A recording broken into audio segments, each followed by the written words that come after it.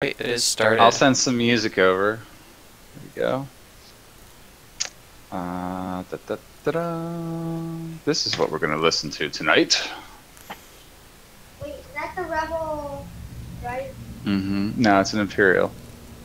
Oh, no. All right, so I'm going to let someone else recap. So, Vince, tell us what happened last week. I'm eating. Well, you shouldn't be eating if we're playing. I didn't give you permission to do that. All right, so last week on Dungeons and Dragons: The Summoner's Legacy, the party re-entered the Elven Ruins to find that the entryway was abandoned, and there were several magical blah blah blahs that were guarding the way down the path they must take. Magical wards. They decided to take one of the summoning crystals that were stacked up by the gate and throw it at the ward, which then exploded everything in the general vicinity, including the door behind it, where they then fought the Dragoliths and the Elven wizards, the Drow wizards. Did a little ransacking in that room, and they went down a long corridor that was covered in this mysterious oily substance, and it was incredibly dark in this room for some reason. By the time they got to the other end, they realized they were missing the keys that they found on the dead drow, and with no explanation they decided to press on, and they opened the door, unlocked it, lockpicked the door, to be greeted by some friendly neighborhood rust monsters, which proceeded to try to chew away their weapons and armor. All the while during this time, they kept seeing personal items of theirs show up on the other side of the door and fall into the gullets of rust monsters, angrily and greedily waiting for them to come in. I believe Julian's shield was damaged beyond any type of repair. Well, it's still functional as a shield, but it's no longer a +3, it's a +2 shield, a normal shield. That's a good... And then they destroyed the rust monsters and entered the would-be library, this ancient elven library with many books. They encountered something strange at that point. While Florence was going through some of these books, she kind of felt something like pulling on her back and reached around to find a little dark, tiny hand was snatching at her harp, I believe it was, trying to pull it through a little tiny black hole that was hovering in the air above her. Florence nearly broke that hand off. That's right, she did. So Florence figured it out, I guess, the hard way, that there was some type of mischief going on, and had probably been plaguing the party the whole time they were in the hallway. Julian heard this strange voice calling out when she was swapping at it, when Florence was swapping at the hand that was trying to steal her stuff. Julian was observing and kind of snickering to herself, laughing at what was said to Florence in a language that only she could understand. This creature, whatever it was speaking in a variant of Sylvan, some type of Sylvan language that she can understand and speak in. She began calling out to this creature in Sylvan and convinced it to reveal itself. Apparently it is some little dark, oily covered, for lack of a better term, goblin or troll, or just something weird from a far off land, it says. They sort of became friends at that point, or at least allies of a sort. And that's kind of where we left off, to figure out where to go with this guy. He can teleport at will, and he seems to be able to gather information quite well. And he does like shiny objects, and seems willing enough to help the party as long as you have something to trade with him. And that's where we left off, right? Yes. Okay, so Draconis, are you caught up? Like, do you know what the hell's going on? I talked to Jay a little bit, so he kind of filled me in somewhat, and Okay. I mean, I should be good enough to follow along. All right. Yeah, I mean, you guys are in these elven ruins that you were trying to get into last that you knew. You know, you were in a pocket plane that night with us in some type of like the astral plane with the dragon sitting there. That's the last thing I think you witnessed. Yeah, in we had just person. gone into that plane, so. And then Yeah. just as a warning, I came back sick, so I've got some kind of sinus infection or something. So Oh, okay. if I go silent, it may be due to a coughing fit. But That's fine. yeah, other than that, I may Yeah. try to stay a little more quiet, and Faerith might be a little more surly than normal. Yeah, no problem. Hang on a second, guys. Who wants to start us off? I believe I have to step Faerith away was for a minute. talking to the creature still. You mean Julian? Or Julian, yes, I'm sorry. Yeah, I think last thing, we persuaded him to have a look into that next room there. And I was probably catching you guys up on what had been spoken. Did we already search these bookshelves? Kind of. Okay, and that's where I found the stuff you told me about. No, that was the previous room. We didn't search.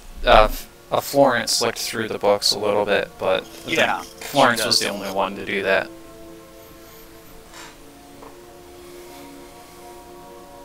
Yeah.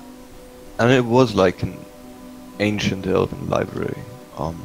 Poetry and stuff like that on the shelves, right? Yep. So far, that's what you've learned about the books. That like, they seem to be history books of various types, poetry books, and all written in Elven. Yes. Hey, Mike, can you promote me? Yep.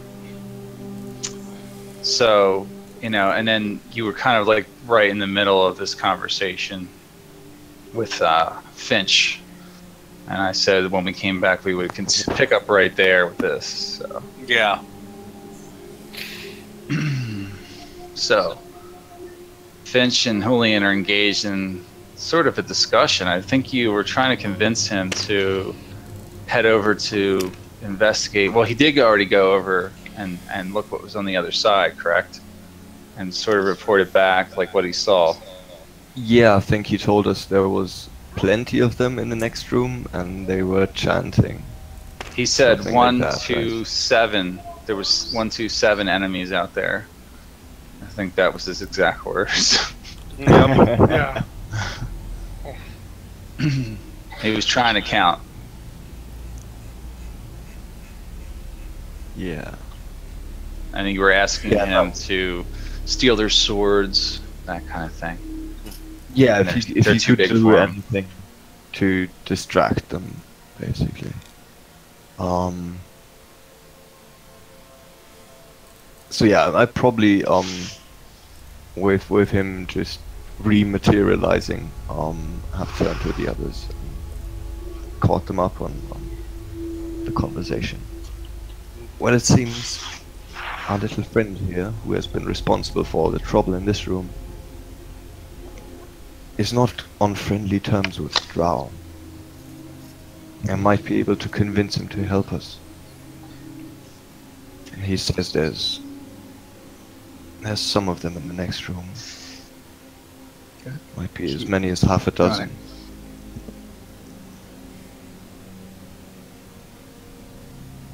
As long as the little imp doesn't go stealing my stuff, feel free.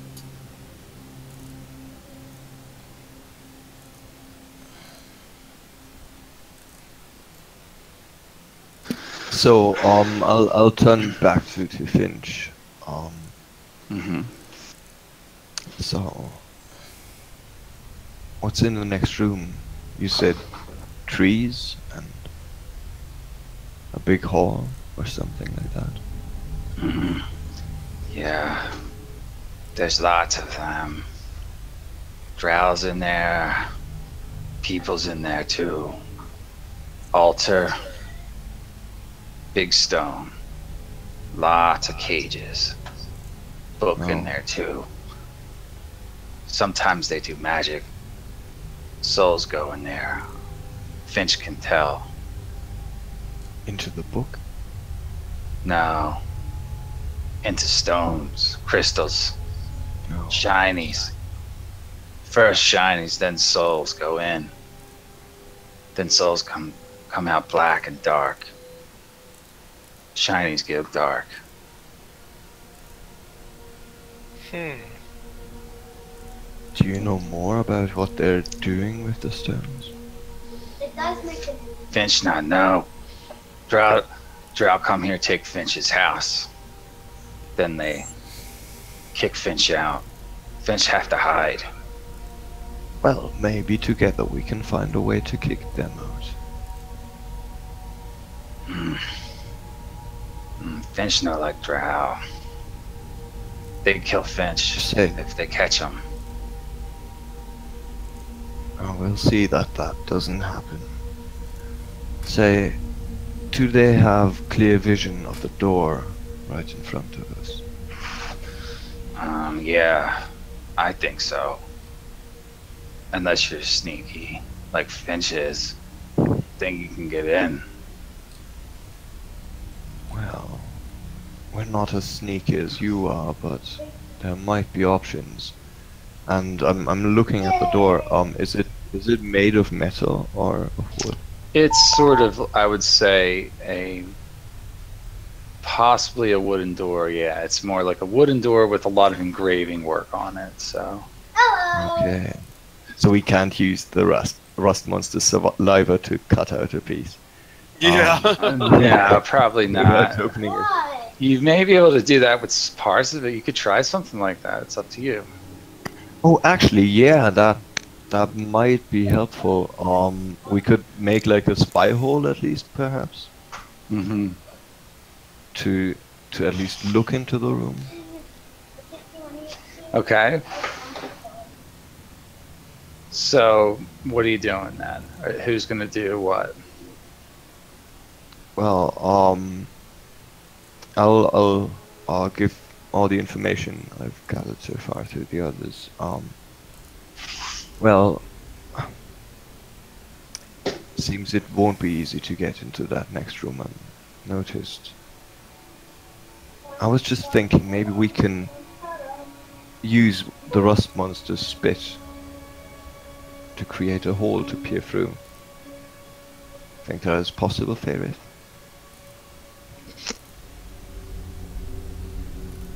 Have we been able to harvest the spit of the rust monsters yet? No, it was just a thought. I haven't done anything of the sort yet. I've never... Excuse me, sorry, I've never tried to do it before, but it sounds like an interesting idea. Well, let's get to work then, and please extinguish the light. We don't want them to notice us before we even open the door. Florence does so. So, just a quick question. While he was having a conversation with the little imp, could I have been searching the shelves to see what I find?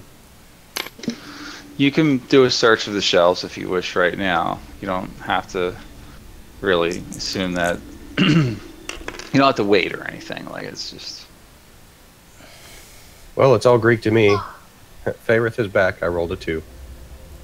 Well, you search through the shelves. I mean, you don't have to make a roll. Oh, okay. There's just plenty of stuff in there about like elves and the history of the Crown Wars. Like, we kind of talked a little bit about this last week. But there's nothing of a magical nature, if that's what you're looking for. That's all you're really finding. All the good stuff, it looks like these shelves have been picked clean of anything of real value. It's kind of the way it appears. Anything that of any interest was in the previous room, and the group already kind of ransacked that. Okay. I don't know how thorough they were in their search, but if you end up back in that room, you could always take another look. But looks like your path lies ahead through this door. No problem. Yeah.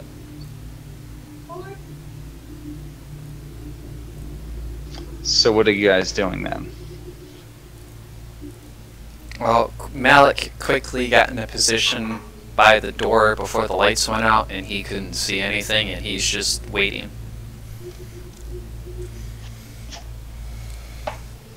All right. So Yes. you're waiting. He can't see anything.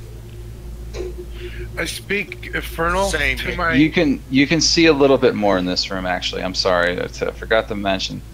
In this room, there's a slight amount of light coming in through that metal, the door to the next chamber, Okay, so there's very dim light. like moonlight maybe coming in through the cracks in the door. I speak Infernal to my imp servant. Tell him to go invisible and do my bidding. Okay. What are you gonna have him do? Whatever I command him to do at the time. All right. Like when we get the door open, I'm gonna command him to search to go in, invisible, and look around Okay. without being spotted. You know, Yeah.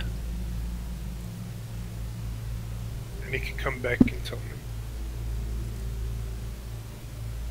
All right. Fair enough. Alright. So do we have any vials or anything on hand that we can use? Well, there were some bottles in that in that room.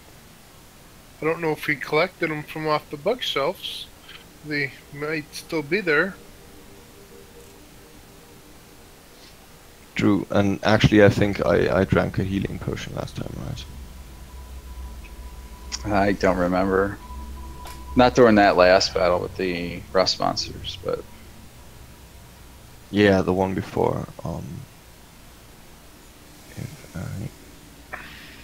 And yeah, my 40. Oh no, there still is. Doesn't seem that way. well, what are you gonna try and do? Basically we still have the rust monster corpses lying around there, right? Sure. Yeah, they're lying around the ground. And Go we on. can try and funnel their saliva on metal parts of the door that look like they go through the door Yeah. and create like a peeping hole where we can have a look inside without being seen. Mm-hmm. Like far to the right of the door if we look at it, so we can like see most of the room. Okay. All right. So I understand do- what you want to do, but how are you gonna do it? Like you're gonna just pick up the saliva and do it? Yeah, well, basically collect the saliva, and then pour it on slowly, letting it eat through. Okay. And it'll collect in the wood, right? And then just eat away at the metal. Yeah, I think it eats away more than just metal, but Okay, cool. yeah. Based on what you saw happen to your shield, you take a look. It didn't discriminate metal or wood, so Yeah, so, Julian probably comes over to Florence in the dark and... Florence, you Yep. do have those little glass bottles, right? Yes, I do, and I'll give them one. Alright.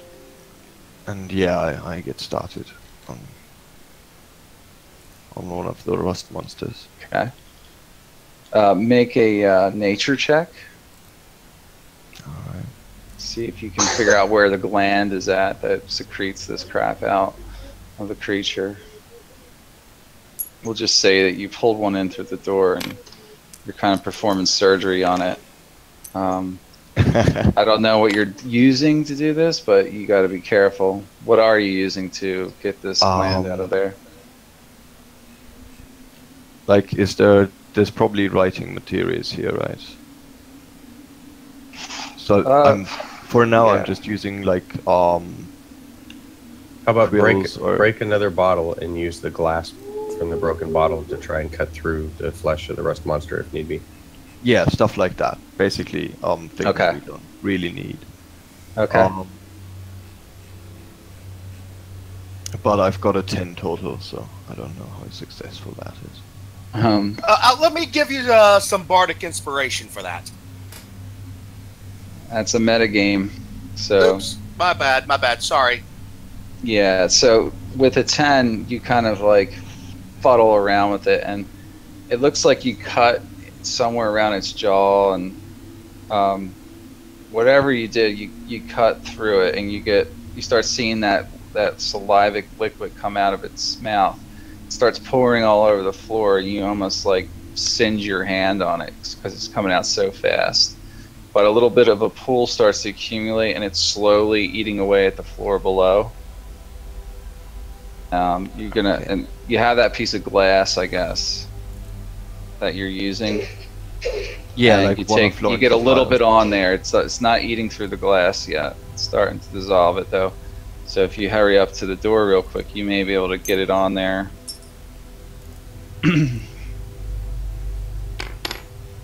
Yep. So I start working at the door. Right. So yeah, it starts to eat through. Like, where are you putting it? Just like on the wood or the handle or what? It seemed to be most aggressive against metal, right? Mm-hmm. So yeah, are the handles like nailed on, or does it seem to be one massive part that goes through the wood? It kind of looks exactly like it does. Yeah, it's like they're knockers. All right.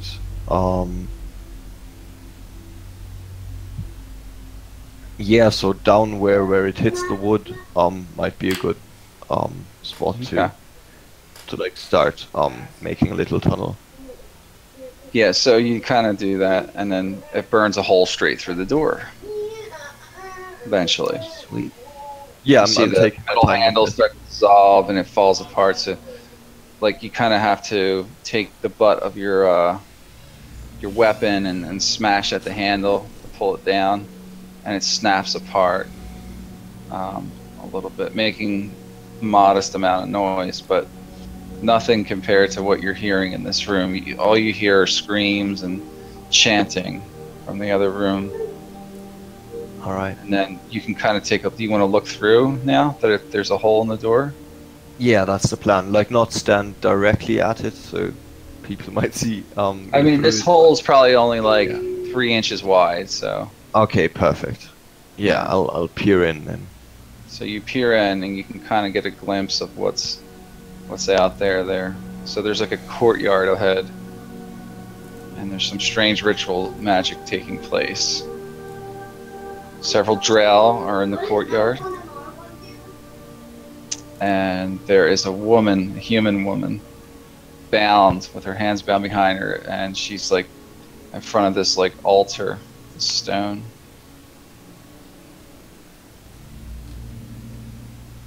Okay, so this is the sacrificing place. Oh shit, this room looks badass.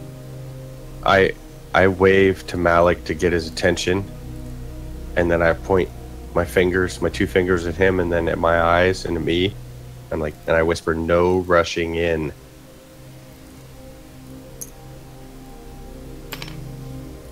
Do not Leroy Jenkins at this point. Okay. From what we can see from the lighting, is there an option for opening this door without the drow immediately like catching onto it? I mean, most likely they are like a good distance away from you, and they're very focused on what's going on in front of them. Yeah. It's still nighttime out, but there's definitely moonlight shining in through the open courtyard here.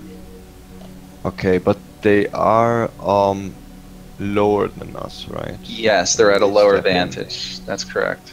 Cool. So if we don't waste too much time and keep low, we could all get into the room without being seen if we keep to the wall. possible. Cool. I mean, you'd obviously would, want to be careful about that, but Yeah. you know. So that would be a group stealth check then, probably, right? Mm-hmm.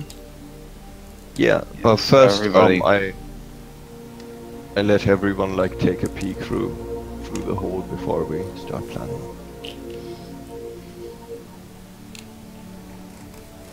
You want us to re-roll our group check or use what we had last time? That's when we were going. You have to re-roll it. Okay. Stealth check, right? Mm-hmm. You want us to place that in the chat in TeamSpeak, right? Yeah, and that Discord would be better if you're gonna put it anywhere. Yeah. Okay, we'll do. 'Cause I don't like reading the chat in tabletop. Oh, 4. I have disadvantage. Yeah, I know.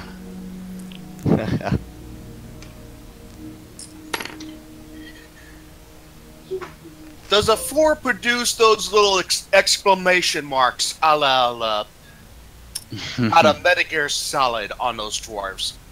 We'll see. You want us to put it on our characters too, right? Our tokens? Like Um, last time? That would probably be the best thing to do. That's yeah. what I just did, yeah.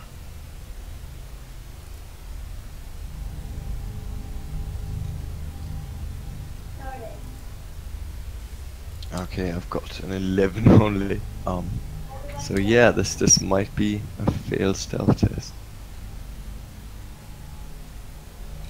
I got a 20.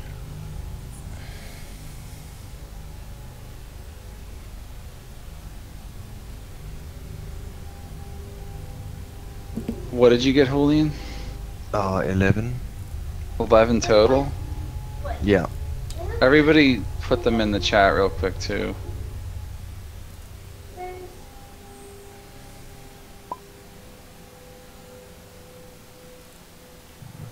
Four, 11, 24.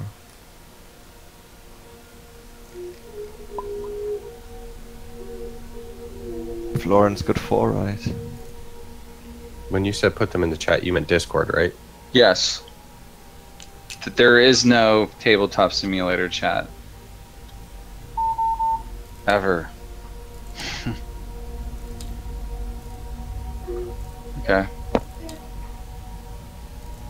Cool. So you guys are kind of moving around stealthily at least, but what are you doing? For the most part, you're kind of stealthy. Now that just you can take that for what it is. So Alright, well, Malik knows he's kind of loud, so he's hanging towards the back to begin with right now. As he fears Favorite's wrath at the moment.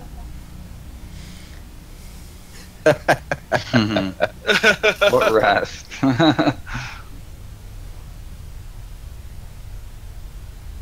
Hey, what was everybody's health and hit points and all that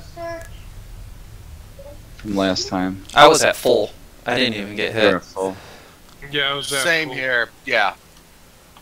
All right. 47 or 49. Okay. I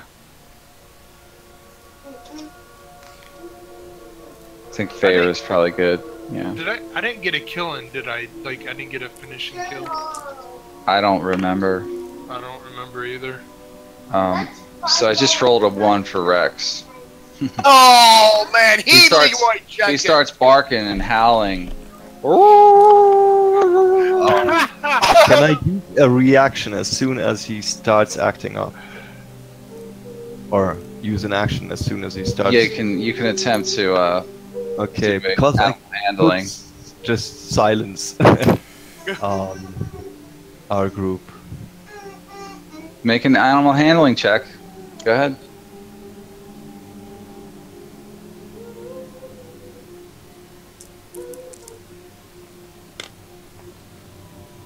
Minecraft for complete attention. Oh, that's an 18. Okay, yeah, you kind of get him to quiet down. Yeah, he was barking like really loud at this door. So if you Probably- would have moved through with him Yeah, doing that, he probably. They probably know.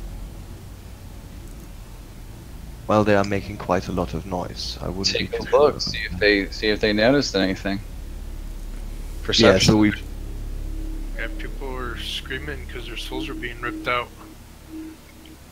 Holy, make a perception check.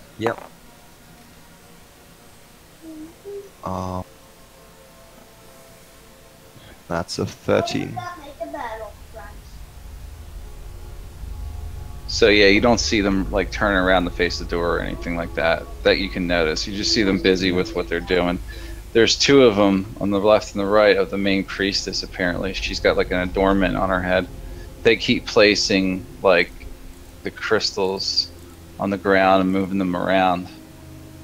Okay. This woman, you see, there's like a flowing chain of energy coming out of her chest into this red crystal and then into the other crystals that lie on the ground here. That's basically what you see them doing. They're kind of busy. Okay.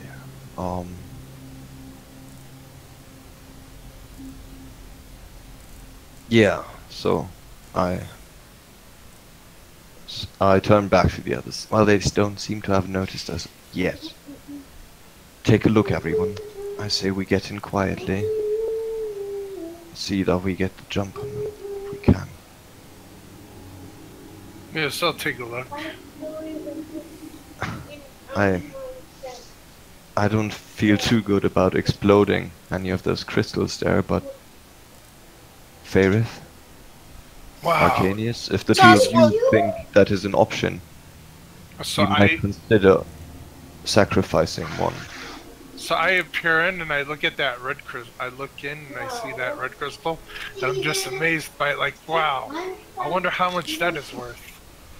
Must be worth a small fortune. As far as exploding the crystals, I think it is a viable strategy, but it would likely also kill the human sacrifice that they have there anyway. Exactly. I hear in the conversation, Malik kind of gruffly whispers over to them, I don't think that should be an option. Well, then it isn't. I'm turning to Finch and in Sylvan, ask him, Finch, maybe there's something you can do.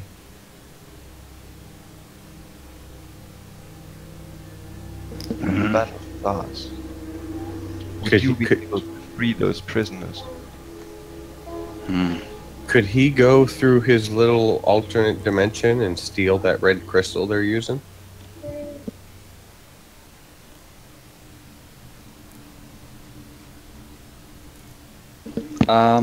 It's possible. It depends if he wants to touch it, but these are free games. All of these games are free. you could ask him. How big is that red crystal? Well, I was asking Julian since I don't speak Sylvan. Yeah, well, I can ask him, but what good would that do us? That red crystal is what they use to focus the power into the smaller crystals. Well, That thing's pretty big for him to grab through a portal like he does. no, my point is that would take away our element of surprise, and we haven't gained anything. If we kill them all, Want to play a good game? we have the crystal anyway. This is the game.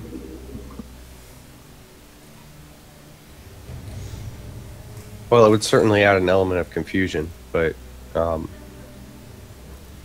yeah, it would toy with whether or not we had the advantage of surprise. Sorry. Oh, That's alright. Well, if you think it helps us, we can try. If it's not too big for him. I mean, the way I understand it, the things he takes, he drops them soon or he eats them, and that thing is. I don't think that comes into question here. It might be too powerful for him to even behold, though. I mean, if he could help absorb those souls, I don't know if it'd be good for him to touch it. I mean, he might, something might happen to him. Yeah. Yeah, sorry, I forgot. I just asked him if you could maybe free the prisoners. Finch, don't free things that drown here. Finch, get caught there. Okay. You get me crystals, I'll free that girl. But why you want to do that?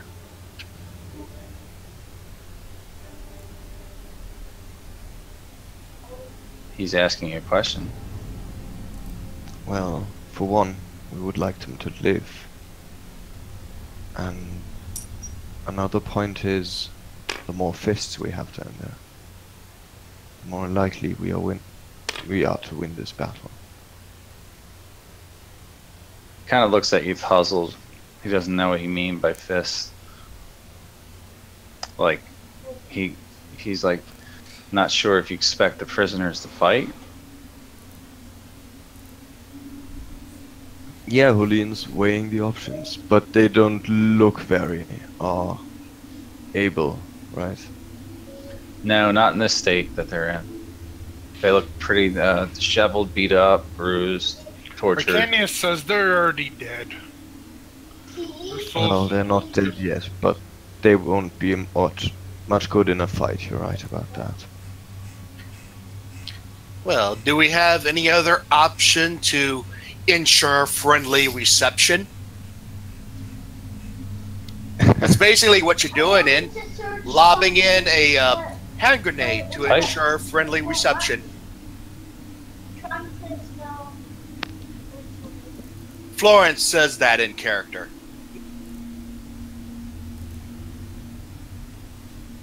Well,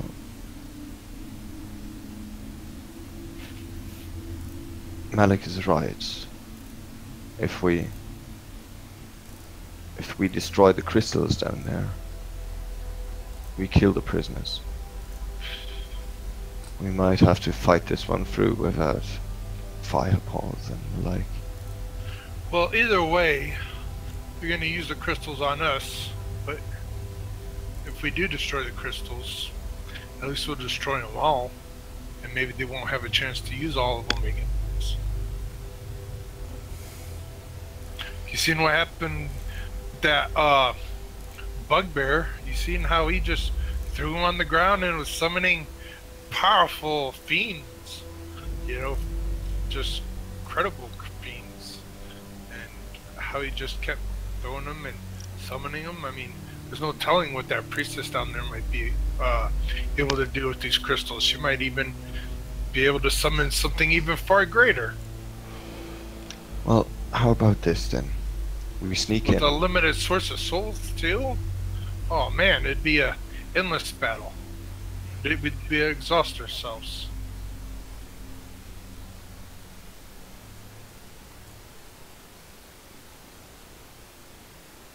I don't think destroying the crystals is an option for us, right, Malik? We'd be no better than them. Malik kind of spits on the floor. The Dragonborn has a point. Well, the only life I How care about we about... sneak in, we get into position. I silence them as soon as the spell falls. And the chanting is silenced, you all open up. Malik and I go in. And we let our blades decide the rest. While you stand in the rear and chuck spells. Well, I could Which send they my, won't be able to do. I could send my little pet in and he could disrupt that priestess down there as well.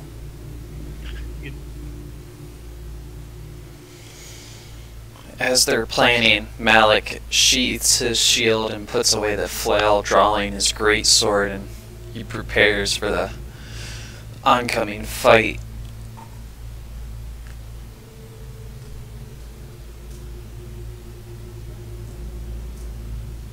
So, I had a question, Mike. The ground looks like it's kind of on fire. Some is that just me being colorblind, or? Yes, it's grass. It's all grassy down there. Okay. Yeah. I wasn't sure if like Mhm. there's a lot of fire going on down there or what. No, it's just all green grass, basically. Okay. And some bushes and stuff like that. Okay. Cool. So, Well, What's I'll the follow strategy? along with your guys' plan, but if I will not purposely try to destroy any innocent lives. I mean, the only lives I have grown fond of would be you guys, somewhat. So, for other lives, I really don't care much for, but I'll try my best. that is so very nice of you, Arcanius. Thank you. I am trying, and it is very hard. Alright. So, Malik, you can step to places without walking there, right? Briefly, and not very often. Mike, just to be clear, are these 5 or 10-foot squares? They're all 5. All fives. Okay, thanks. Except for in the courtyard, those are 10. Like, if you're counting those tiles that they're all standing on, those are like more like 10 foot. Yeah, that's what I was looking at for planning Yeah. for spells. Yeah, those are like 10 feet, I think. Give or take, they're probably some. We'll count them as 10s. Yeah, For those our tiles are purposes. 10s. Yeah, they're pretty So- big tiles. There are 4 of the small squares. Yeah, just about.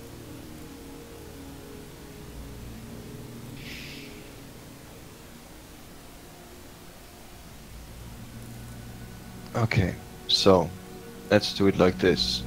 We go in as silently as we can. I try and sneak forward,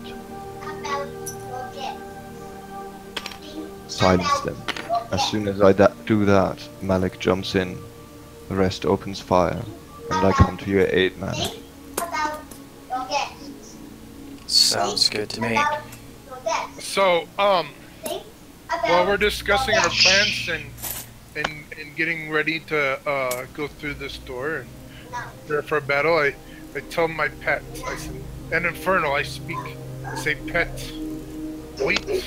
wait for the rest to attack, and once they do, appear behind the priestess and sting her with your poisonous tail. Okay. He's like, yes, master, I will.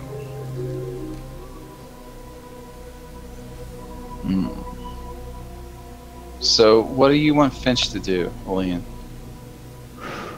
Finch, Yeah. what you can do for us? Well, he can't take the big red crystal. Can he take the other little crystals? Yeah, he can probably gather them up for you if you want. Oh yeah, if he can move those and away from everybody and take those shinies, that'd be awesome. That'd give Oh. us ammo to use against us. Is the priestess using a holy symbol? Can we see that? Doesn't appear that she has one out in the open. She keeps looking down at this book. Maybe he could steal the book and vanish. That'll do. That'll work. Yes. So that book or whatever magical item it is that she has or using, just like, I think he's the one that stole the keys. Matter of fact, speaking, he's the little thief that's even stole the keys. Yes. Yes, but I think it would be of more use if he sabotages things they can use in the fight. Yes, that is true. Especially those crystals. If he could get those out of their hand and out so that they can't pick them up and use them against us, that'd prove very useful. Or even if he was to take the book, that prevent him from preventing more crystals temporarily or whatever. But yeah, The So, priestess seemed to be fixated on that book while she's doing her ritual spellcasting. Finch, what my friend here is saying, those crystals can be dangerous. Do you think you can get them out of the way? We'll give you something shiny for it. Yeah. Yeah. Finch steel crystals.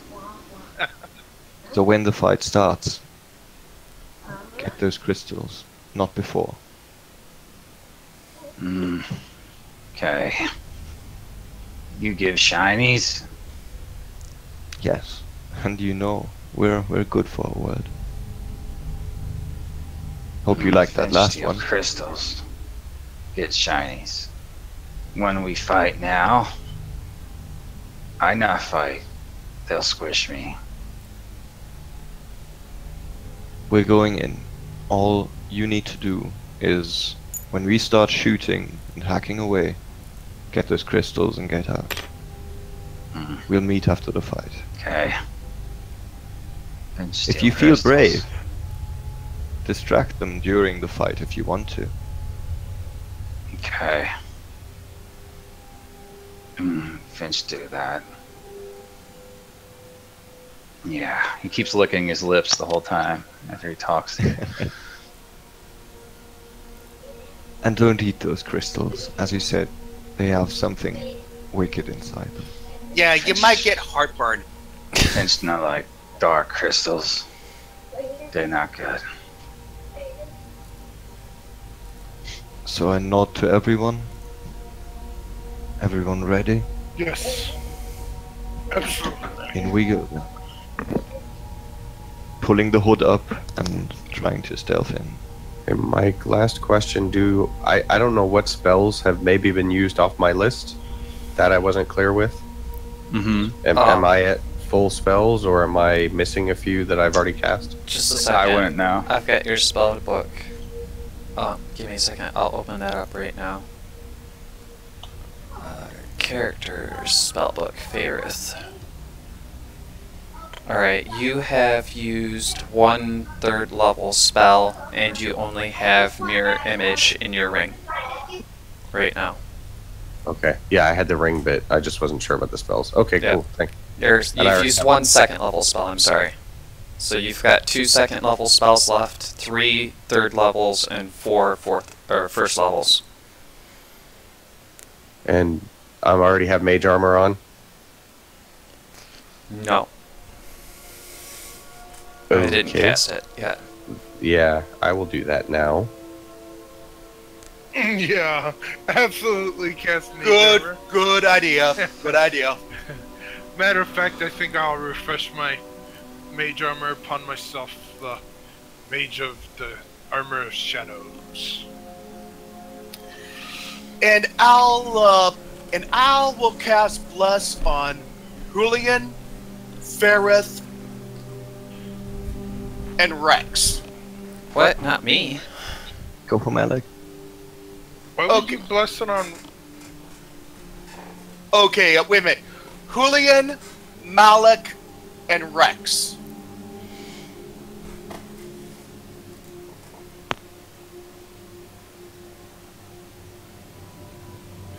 You know, you keep Rex at you most of the time, so that could kind of be wasteful to cast on Rex. Okay, then I'll cast it on Archneas, on you. Good call.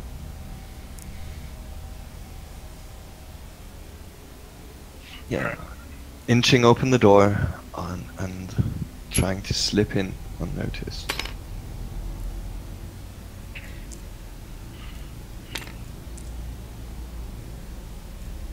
I'll 1 minute, guys. Okay.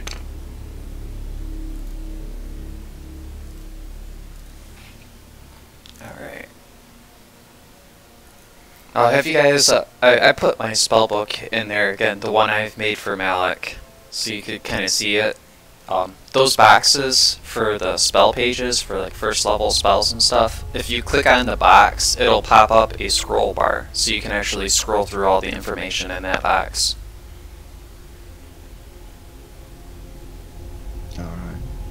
By the way, Malik, are you planning on hunters marking anyone? I'm actually with this kind of a fight. I am probably just gonna pop off my branding smite and go in there. It does way more damage. Okay. In that case, should I even put down the silence spell?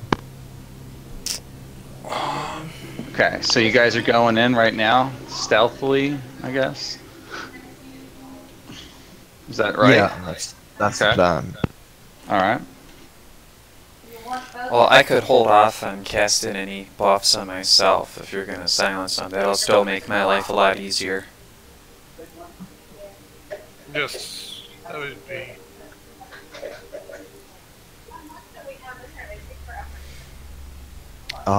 By the way, Mike, I didn't roll the advantage die for stealth.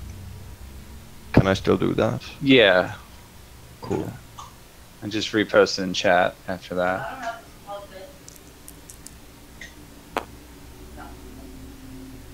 Yeah, it wasn't better anyway. That's what my rolls today. Maybe mine are gonna be good. I sucked away Julian's good luck. Yeah, they're just happy to see Draconis again. Or maybe you gave a little bit of luck to Draconis so you could use it. Yeah, that would come in handy. Okay, so Julian is trying to sneak in there. Okay. Go ahead, move your guys in. Alright, you step up cautiously and moving quite low, keeping your head below the railing there. You look down and see that they're continuing their ritual. The woman seems to be completely drained of life at this point.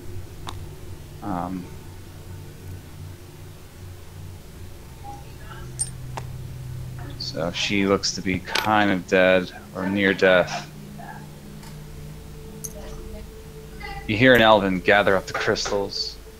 The drow priestesses. You start moving around a little bit here, gathering things up. The two males that she's stand already off to dead. the side. Yeah. What? Yeah, that's what I just position, said. please. So they're gathering up the crystals as you guys are moving in. So From here, I have a clear line of sight of the drow priestess.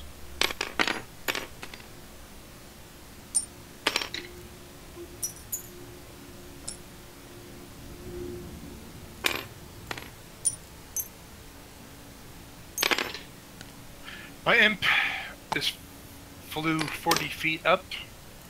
He's invisible.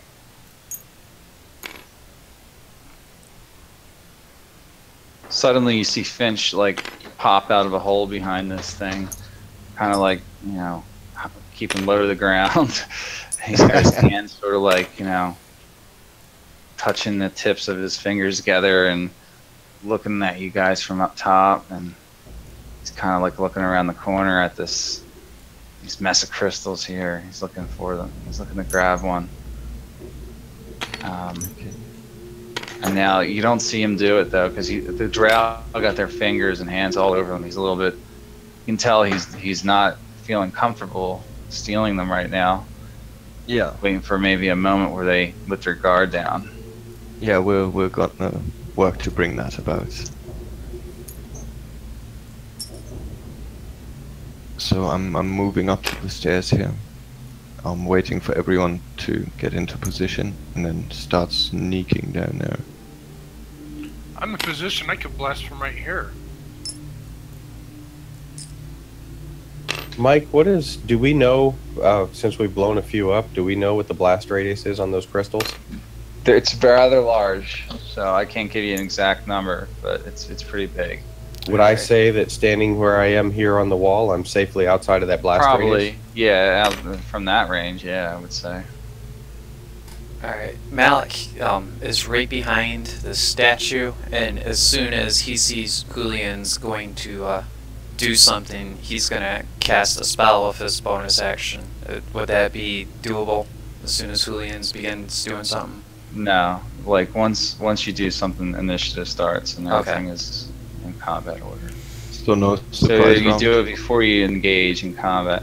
Yeah, you're getting really close though. So Okay. you're Is sneaking Julian up. also- What is your stealth roll right now? That was an 11 for the group stealth.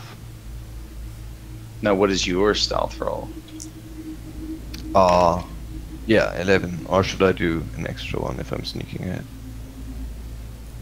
Well, I thought you were doing an advantage roll. Oh yeah, was- that was worse than the one before. Oh wow. Okay. That was- So yeah, you're kind of Yeah. starting to move around a little noisily up there. okay. Mike, are the humans that are in the cages? Are they still alive or dead? They look plummy alive to you. Are they within the what I would expect to be the blast radius? It's possible. Yeah, it's definitely possible. I mean, it depends, but Okay. Yeah, noticing that I'm getting too close for comfort, I'll silence the whole bunch, or at least as many as I can get. Centering it about there.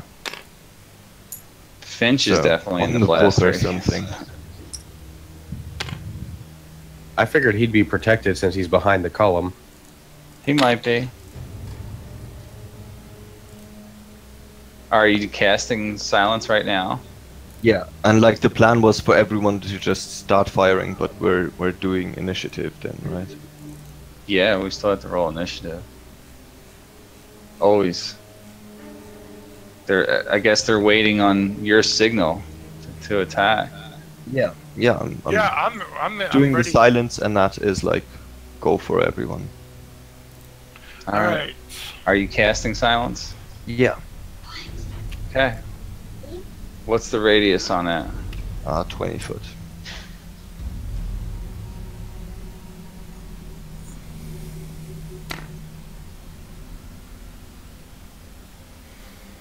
It'd be nice if they had a circle tool to draw circles. It would. Yep.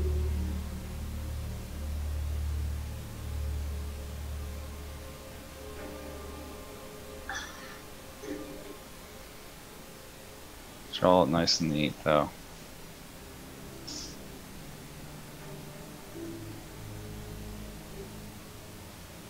There you go. Silence is initiated. All of a sudden, they kind of look at each other, like, what's going on? Like they can't hear anything all of a sudden. So let me add these guys in. Hang on 1 second.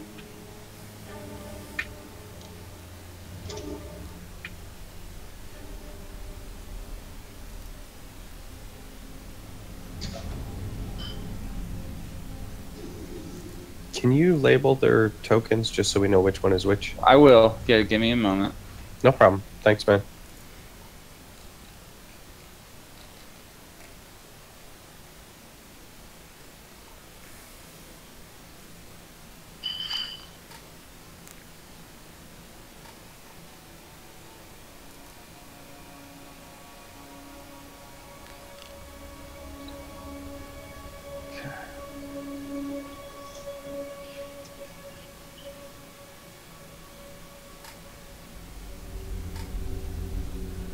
Who's doing advantage on their initiative rolls? Arcanius is And Julian. Yeah. Give me that number. okay.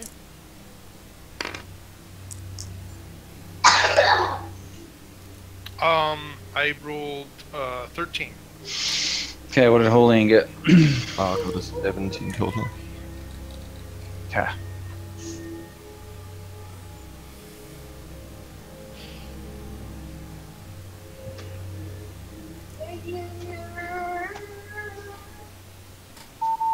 All right, Julian, you went this round, by the way, so keep that in mind. All right. Can I still move? No, not until it's your turn. On your turn, you can.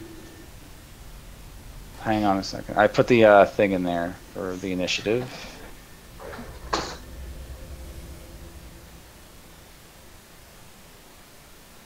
do initiative for my imp? No, I did not.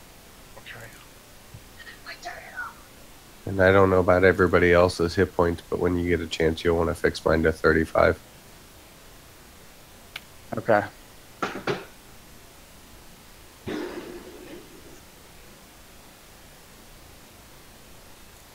Alright, I'm putting the music track in there, and we are ready to go. I thought I already set yours to 35. I don't know what I it's see on there. It 29. says 29. Oh, I must not have updated your sheet.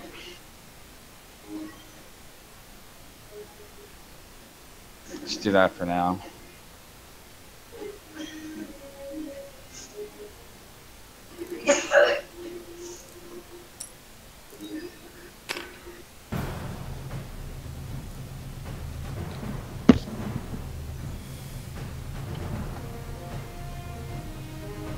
That's cool. Where Malik's token is, right next to it, there's an orange area that's lit up, and he's casting a shadow into it.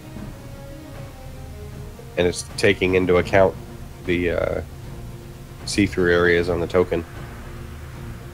Oh, that is cool. Only thing is, I think that light is supposed to be coming off of the light on the wall, so it's kind of backwards, but it's still pretty cool.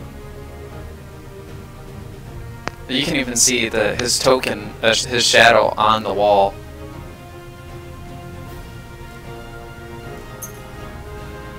Oh yeah, nice. That's cool. It looks like the light is coming almost head on towards him. Yeah, but I think it's, or at least I would have thought, what should be generating that light source. The is glow that little torch. thing on the wall. Yeah. So, who's first here? Sorry, I'm getting interrupted a lot tonight. That's alright. Well, with your kids, man. Looks like Drow Warrior 1 is first in initiative. But do we have surprise round? Yes, you do. Arcanius. Hold on 1 second though, let me get them labeled.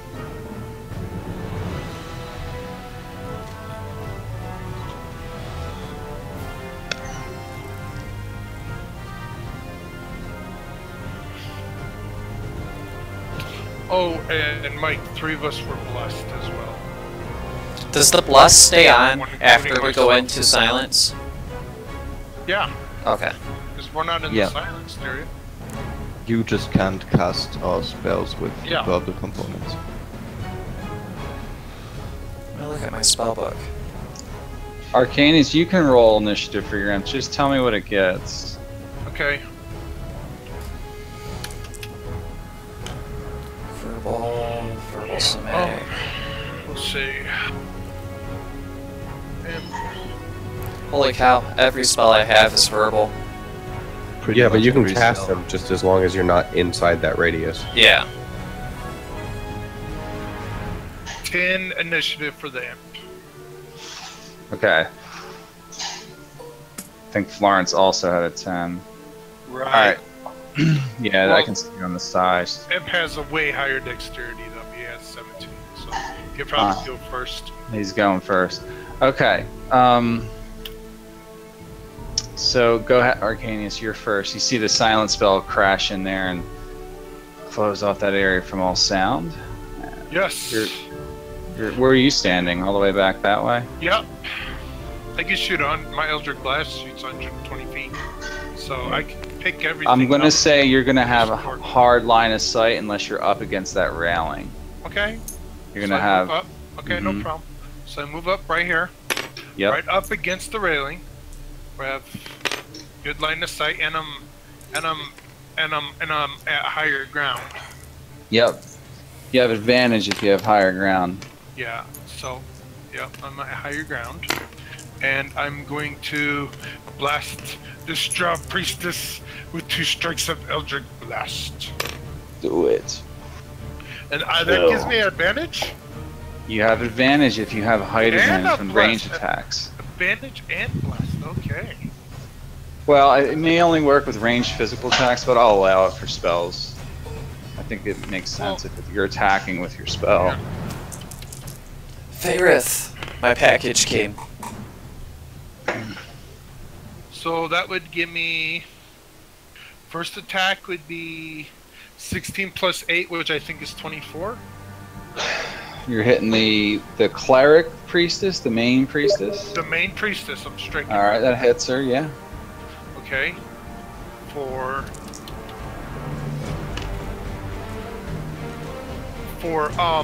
13 points of damage. That's my All right. first Eldritch Blast. Okay. Second Eldritch Blast.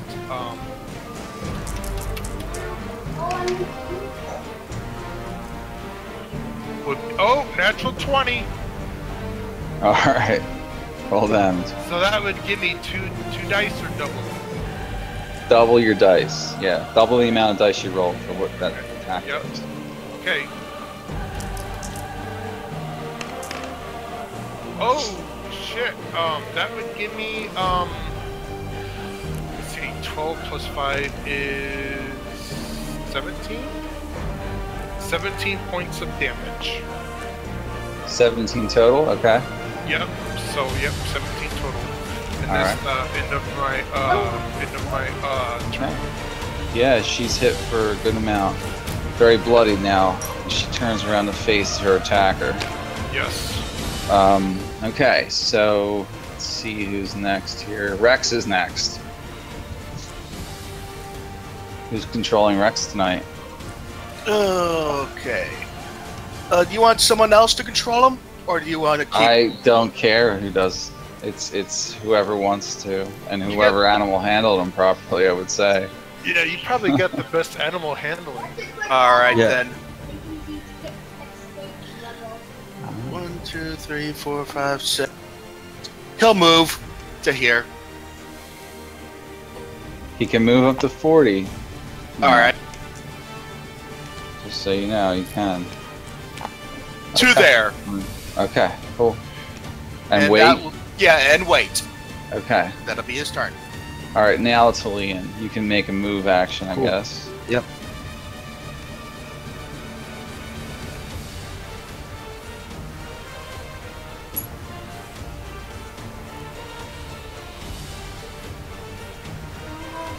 Down to the bottom of the stairs is 10 feet, right?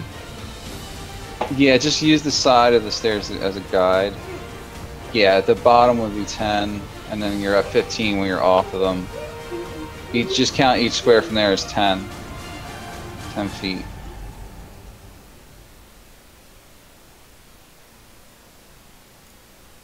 So that's 30 then.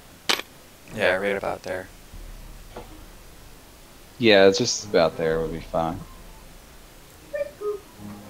Okay.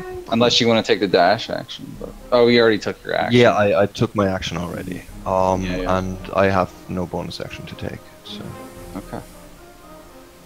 Alright, and the turn? Yeah. Okay, Faerith. Okay, I'm gonna move up just a little bit.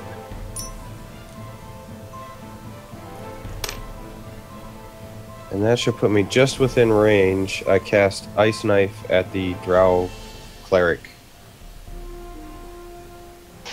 Ice Knife, okay. Saving throw or attack? Good. Let's see, I make a spell attack against the target, then they get hit and the shard explodes, which they get a Alright, dex saving throw for the explosive damage. Okay, make Attack and make your attack for the first one.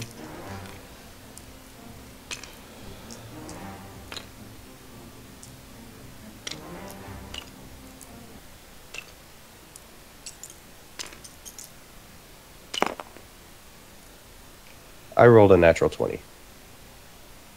Yeah, that's gonna hit and that's gonna crit. So, and you had advantage, you know, because you're attacking from height. So.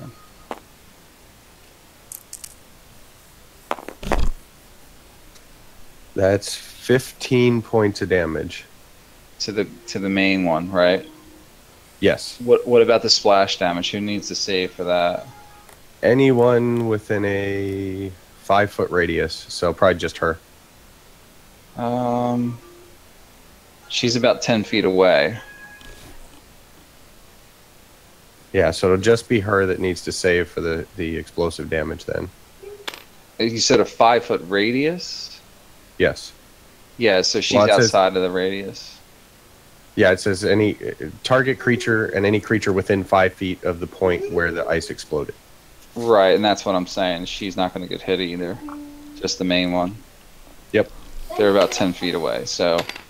Yeah, so you killed the Drow cleric, so the main priestess, I'm calling her the cleric. She's dead. Works for me. That'll be the end of my turn.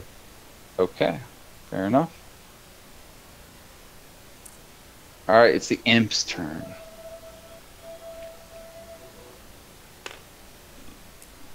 Yes, the imp will fly 40 feet. So that's 10, 20.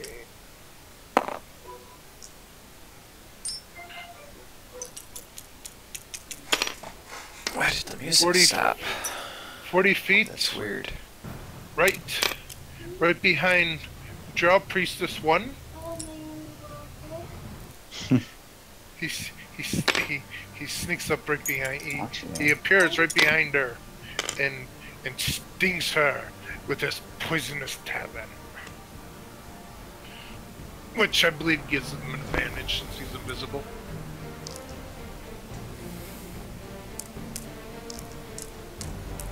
What are you doing with him? You're He attacking... sneaks up behind the Drow Priestess 1, and he stings her with his poisonous talon, Alright.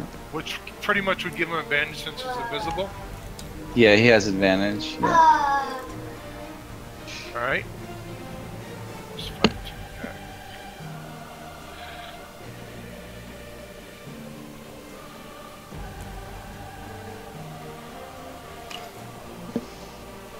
Alright, make your attack there. I am sorry. That would be 7 plus 5, 12? 12 hit? It's a miss, yeah. Okay, it's a miss. Yeah, she kind of Alright. dodged there. Okay, and as Gosh. his second ability, since he missed, she's probably not aware, and he turns invisible again. Okay. Yes, and he just stays right there. Alright. That's the end of his turn. Alrighty. Florence, you're next. She'll move toward the other side.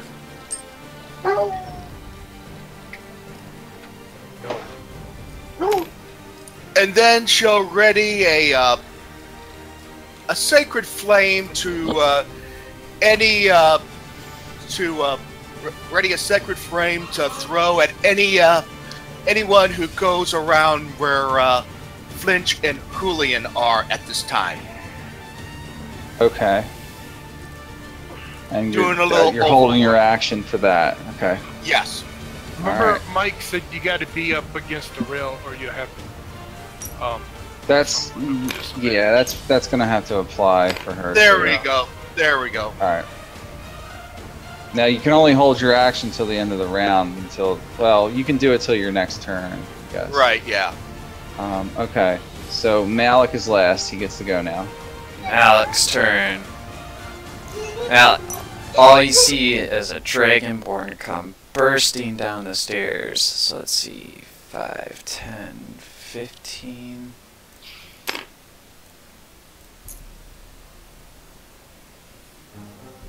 And, wow. 20, 25. That is 30, and he goes rolling down the stairs. You slipped and fell, and now you're dead.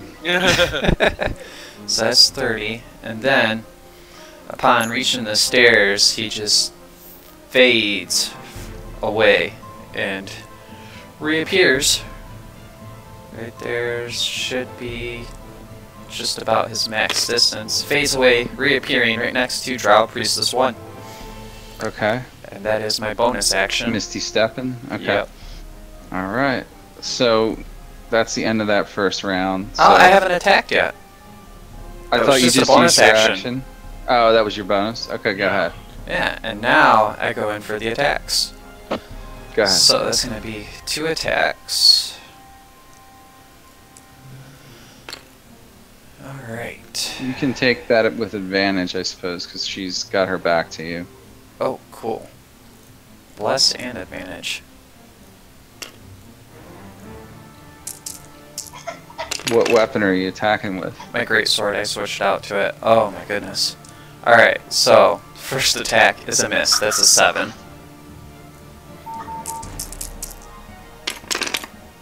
And the second attack is a 12. What was the first one? A 7. I think you have bless on your attacks. That was 6 plus 1 for the first one with advantage. yeah. And the second one is 11 plus 1 with advantage. Oh, okay. Why only +1? Because that's what I rolled on the 1d4. Oh, so the total from your, Oh, wait a second. your roll plus your You have an normal- attack bonus. I wasn't even looking at my attack bonus. That's Oh my god. 8. I'm sorry. So the first one was actually 15, which I still think's a miss. No, that's gonna hit her. 15? Okay. Yeah, that's a hit. Roll damage on that one first. I get the reroll. That was a 1 and a 2. Alright, so that is 14 damage, the first attack. And then the Okay, yeah, you cut deep into her back. second attack would be a grand total of 20, actually, for the hit. Wow, I didn't even look at it. So that one's actually a hit. Yep, roll damage. There we go. That is 13. Okay, yeah, she is incredibly bloodied up now. Alright. And is that the end of your turn? Yes, that's the end of my turn. And my math is Okay. bad today. No problem. So,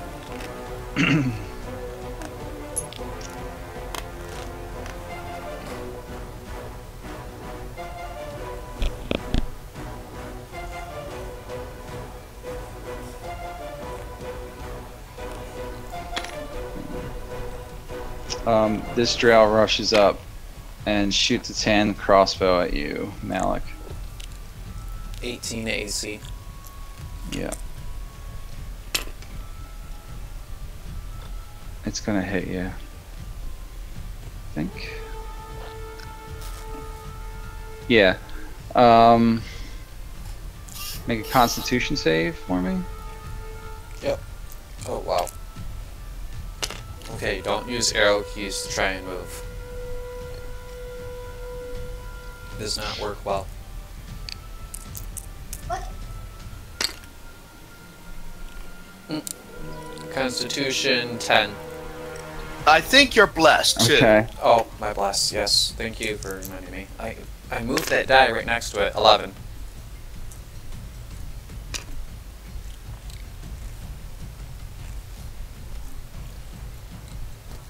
I put it right there so that I wouldn't forget to What's roll your it. total? 11.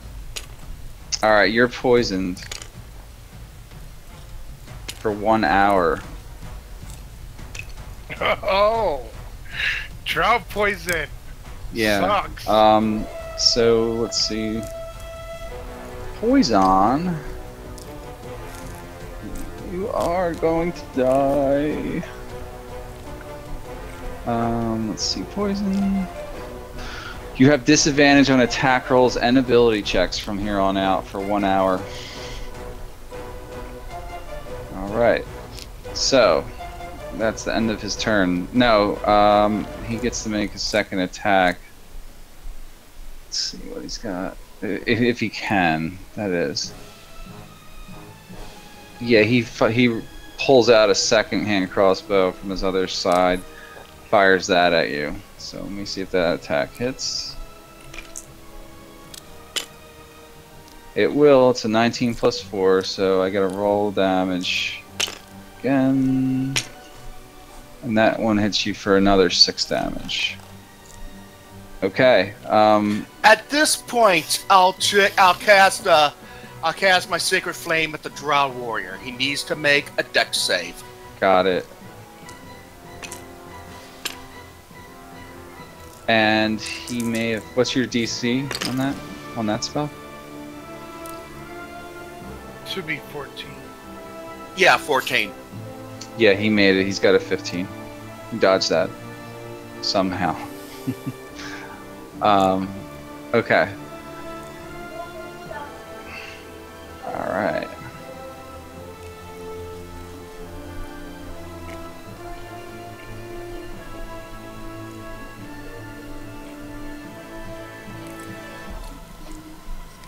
Okay, the spider comes crawling up here and starts moving towards some of you that are up here on the top. And let's see here. He's going to make a ranged weapon attack against Faerith. And that first attack is definitely going to miss him. So you see this like gooey, webby substance come flying down the hall towards you. You kind of sidestep out of the way, dodging the effects. It kind of gets caught all up on the rails in front of you, though. All right, Arcanius, you're next. Yes, and I shall attack. Let's see. I do not have line of sight on Draw Priestess, so I shall move.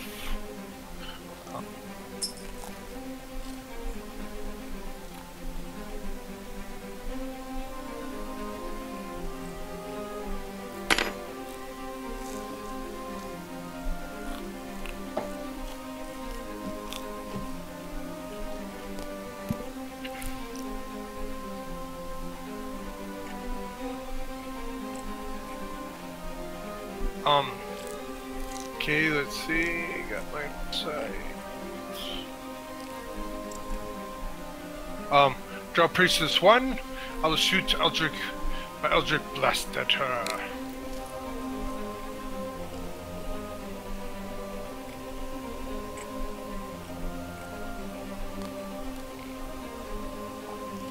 Oh man. You put all the damage Which one? on Drow Drow Priestess 1 you're Priestess. attacking? You put all the What? damage from everybody on Drow Priestess 2, not Drow Priestess 1.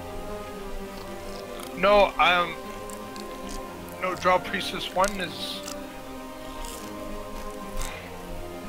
Oh, That's the one did I? up- Yeah. Yeah. Sorry. I'll change that. I would So, just change their names instead of messing with that.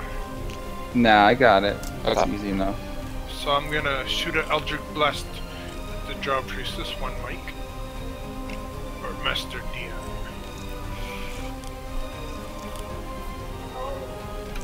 Okay, 1 second. Okay, no problem, take your time.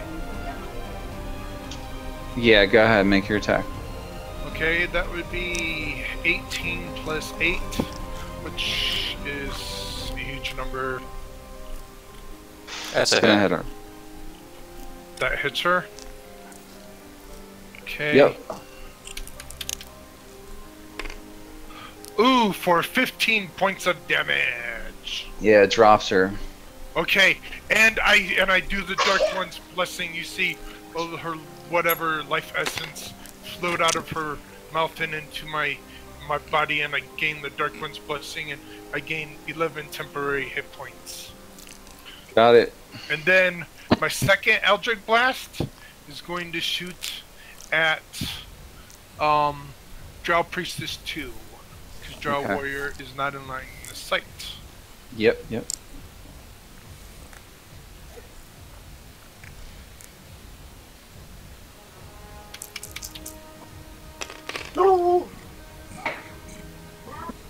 Okay, that is 15 plus 8, which is 23, I think. That hits, reckon? 23? Yeah, that's gonna hit her. For 11 points of damage. Alright, yeah, you hit her. Yes. Okay. And that's the end of my turn. Alright, Rex. Rex is next. Okay, he'll move again. Alright.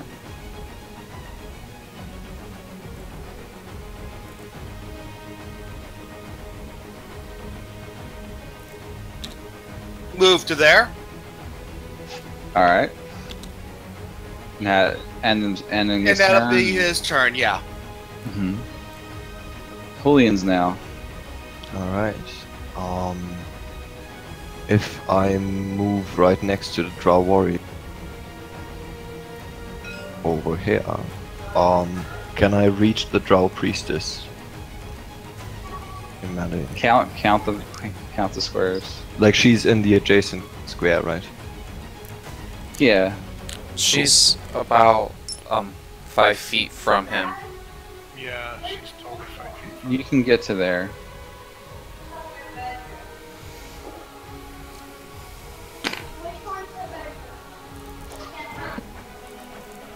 And yeah, I'll as I'm walking up to the Circle of Silence, I'll cast Hunter's Mark, the silence fading away, as my concentration drops. What's that now? I'm Hunter's Marking her with my bonus action, and the silence spell ends.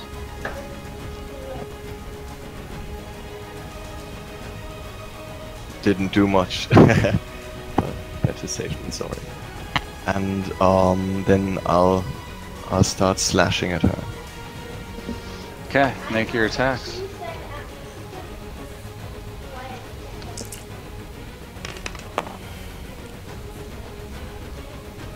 Okay, so that's 23 to hit. That's hitting. Yep.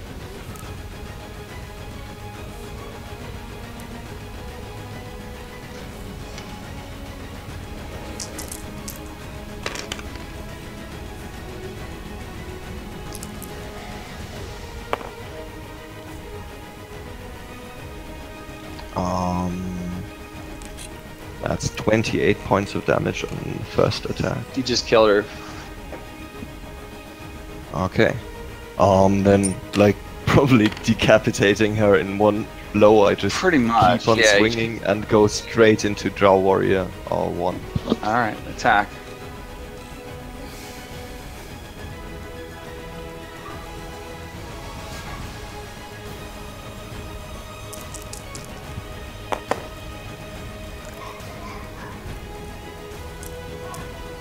Ah, yeah, that's a hit. That's 27 to hit. That hits, yeah.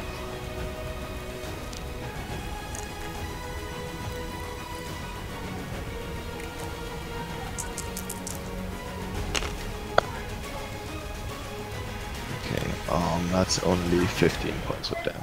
Give me.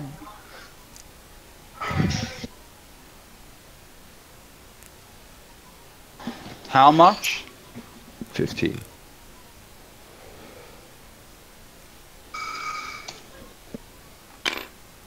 Alright.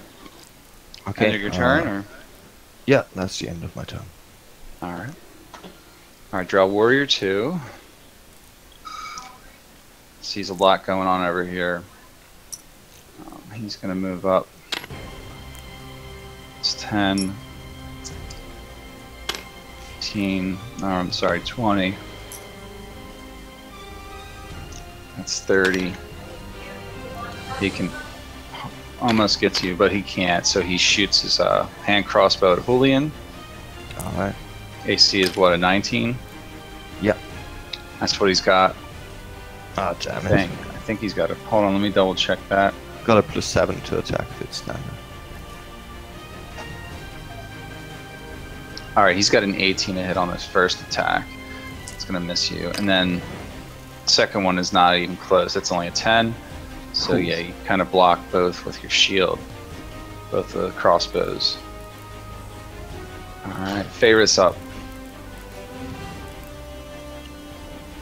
From the last time, because I thought I saw some of these spider corpses earlier, how squishy are these spiders? Do they go down pretty easy?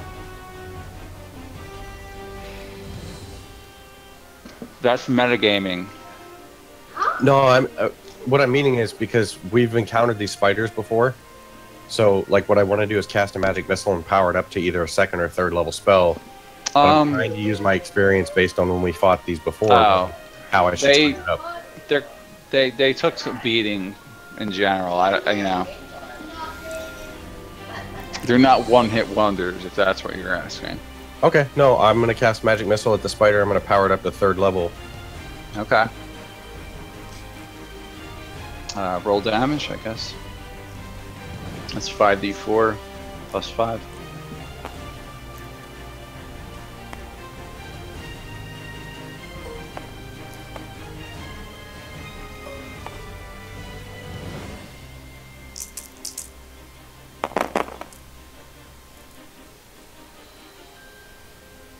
Yeah, Favorite's back to his regular rolling. I rolled 2 1s in that set, but total damage, including the +5, is 15. Alright, 15 damage. See all those bolts blast into him. He looks kind of bruised and bloodied now. Are you missing me? And that'll be the end of my turn. Okay. Alright, the imp's turn now. Yes! The imp will fly over here behind Dry Warrior 1 and sting him right in the back of his neck with his talon and try to poison him. Alright. Make your attack. Yep. Is he invisible again? Yeah, he was invisible. Yes, he was.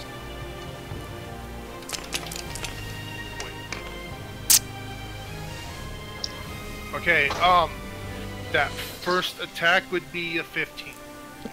Does he have advantage? Miss him. Oh yeah, he has advantage because he's invisible, of course. But first I rolled a 1 and a Okay. so that would be 15. He has +5, so I'm sure that's a miss. Right, Mike? Yep. Yeah. Yeah. Okay. So as his second action, he shall turn invisible again. Actually, has it been an hour since he's been up? Not quite. Not He's quite. not going to be up much longer after this No. fight. No. No, I doubt it. Yeah, that's what I was wondering. Okay. So yeah, that's the end of his turn. Alright. Florence, your turn. Okay. She'll move closer. Another 6.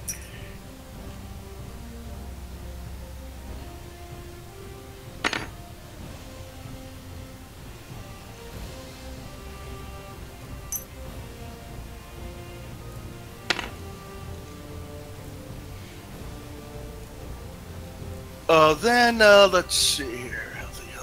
Healthy. The giant spider is bloodied, so but let's see here. Malik's poisoned, but she can't. But she has. But she needs to be next to him to do lesser restoration. So she's going to attack giant spider 1 with the sacred flame. Alright. Take care of some of the riffraff. Right. Yeah, he failed his dex save, definitely. So make your attack. So it's roll. 2d8. Mm-hmm. 12 points of radiant. Alright. Yeah, you just, like, radiated him to death, and he just pops open like a bag of pus on the Ooh, yeah. floor. She'll just plain, she pats her hand and says, okay, so much of the riffraff, so much of the trash, now let's do the main business. And that'll be her turn. Alright. Alright, so Spider 2 is all the way over here.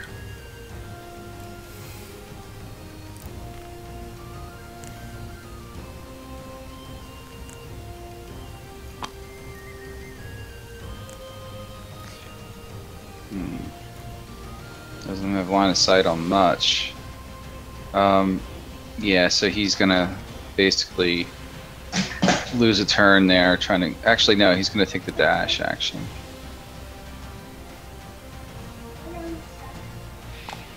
And that's his turn. Alright, Malik. Alright.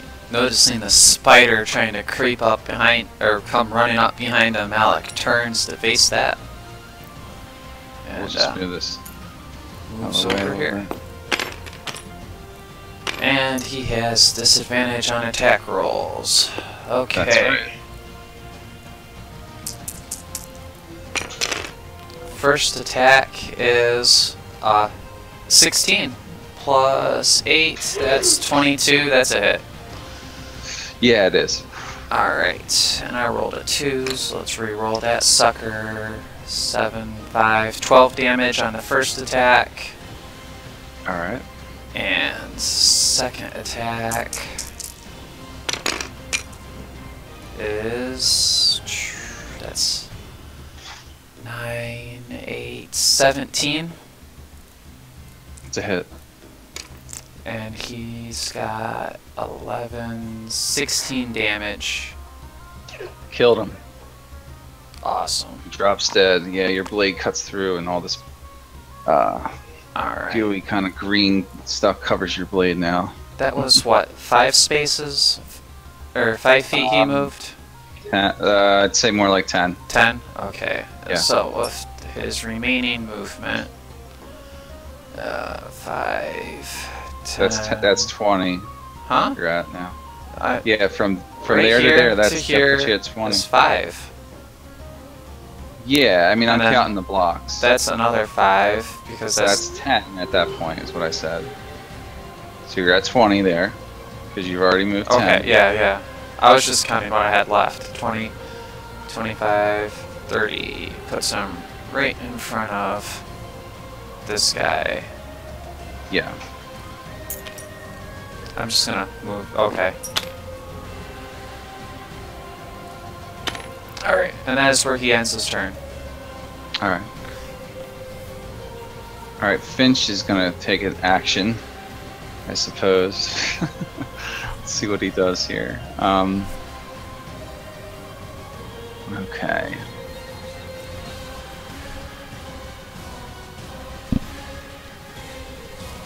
He runs up to this guy, the warrior that's standing here. And you see him throw like a glob of oil at this this drow. It splashes underneath of him. The drow needs to make a dex save, I think.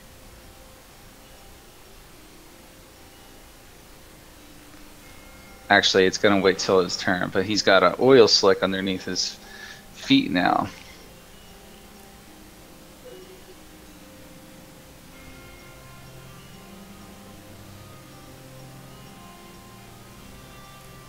Alright, and I think that's his turn. Yeah, that's the end of his turn. And he kind of, well, he didn't even need to get that close, so he does it from there. And then he comes running off hiding behind this bush. Right there. Alright, so, who's next? Alright, Warrior 1 is next, actually. So now he has to make his dex save. Watch him fail big time. Now he actually makes it, so he doesn't get caught in the oil at all, but he turns around and strikes at this imp here with his long sword. My imp is invisible. Oh, that's right. So he's attacking Julian, I suppose. Yeah. She's the closest target, and yeah, he kind of gets off to engage you a little bit.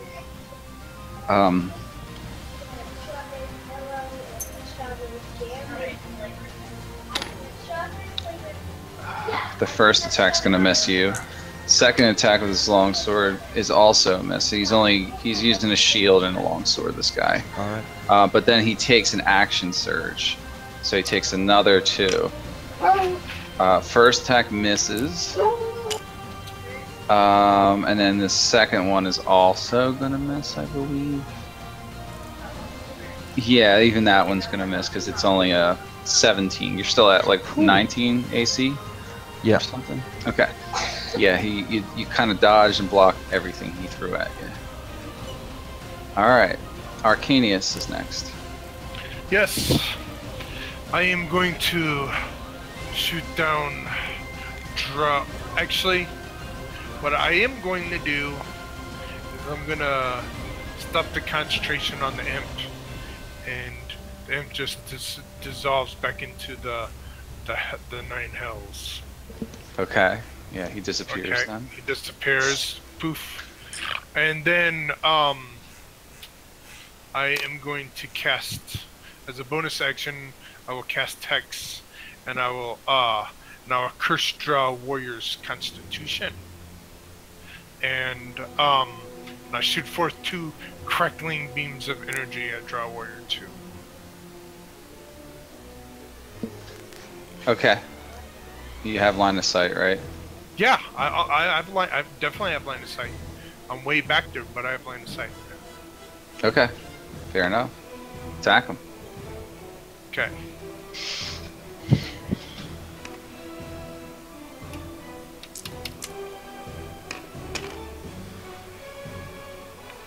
Um,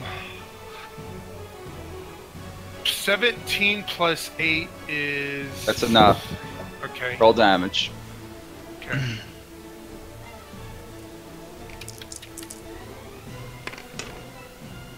First blast. Blast them for 15 points. Alright. Alright. Got that. Yep. Second.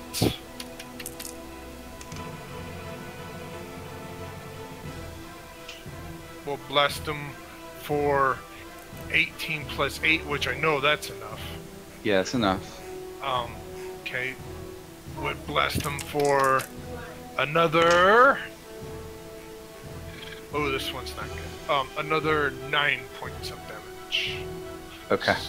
Yes, and that's the end of my turn. Alright. Fair enough. Alright, it's Rex's turn. Okay, he'll move again. Alright, I'm surprised you're not having him dash. Like, he can move 40 feet, but he can also take the dash action. You know. Oh, my bad then. That's on you. He'll get over to Draw Warrior 1 and he will attack.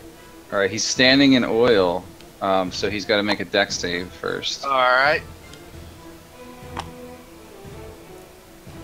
Dexterity 2 plus. It's acrobatics if he has it. Doesn't need it. Nat 20. Alright, he's fine. Yeah, he just kind of claws into the grass and has good footing there. And he bites him twice. Oh, wait a minute. I'm going to use, and if he hits, I'll use... He has advantage, by the way. Yeah. He'll use, trip attack on his first, hit. Okay. Go ahead. Roll the hit.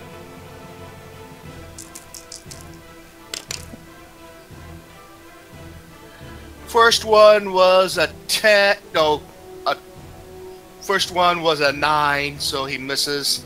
Here's the second attack. What was it again? I'm sorry. The first attack was a 9. Yeah. The second attack was a 20, non-natural. Yeah, the 20 will hit him. So he's always knocked prone. We'll roll the damage, and then we'll go prone. Yeah.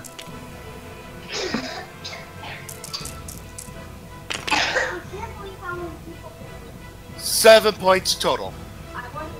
Okay, is that prone for until Rex's next turn, right? Like, well, it's actually just until his turn. He just knocked prone until he can get back up. Right. So, okay, yeah, he's down, and he did how much total damage? 7? 9? I rolled well. Did you roll the other die for the? Yeah, I rolled the 2d4 and the d8, but it's I just rolled low. And you added his strength bonus. Everything. Yeah, everything. All right, I'm just checking. Seems like everybody's forgetting to do that tonight, so I just put the... Yeah. All right, is that Rex's turn? That's Rex's turn. Julian. Alright. Yeah, since Rex has dropped this one to the ground, Julian will just keep with her momentum, bring her blade around again. And Alright. slash for the drow on the ground. Is that with advantage? When he's prone? Yeah, as long as you're within 5 feet. Yeah, I guess I am. So basically melee attacks. I mean, for all intents and purposes. Yeah, or a range attack without disadvantage in melee, right? Range get disadvantage, yeah. So just make your attacks with advantage. You have advantage from multiple sources, actually. Well, not really. He was facing you, Yeah. but he's prone. Go ahead and. Yeah, I was just weaving through his blade work when like Rex came up behind him. Mhm. First one is probably gonna hit. That's 20s. 28 actually. It hits him.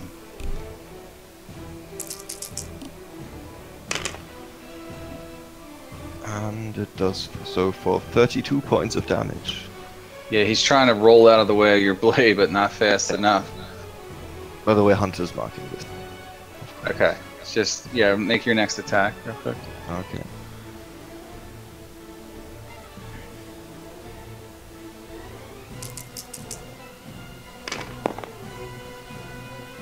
Okay, I guess that's another hit.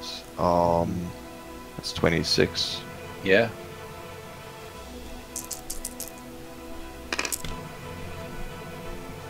And that'll be 26 points of damage. Yeah, you just cut his head off.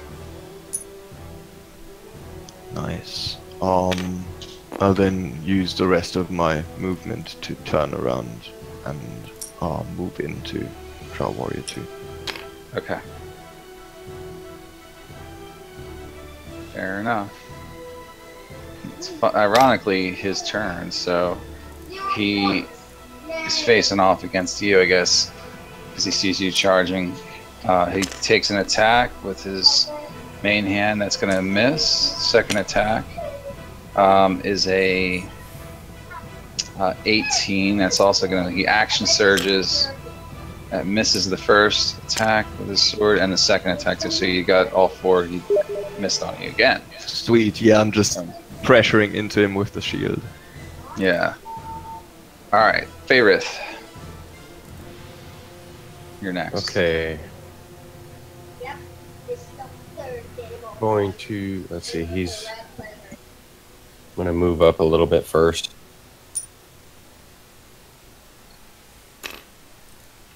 How tall is this drop? Is this like 5 or 10 feet, or what is that? How tall is what?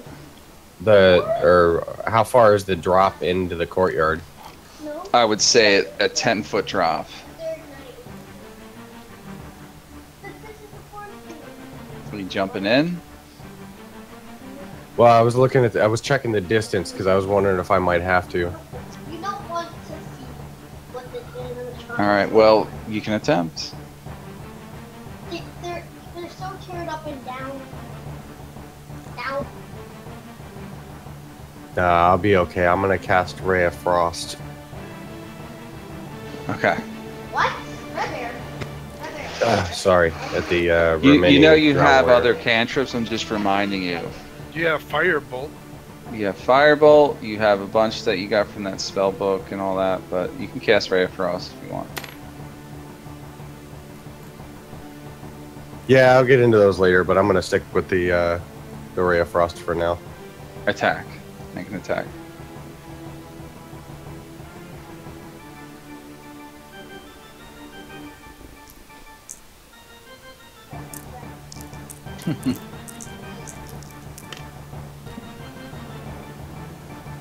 That is 14. That's a miss. But did you do that normal or with advantage?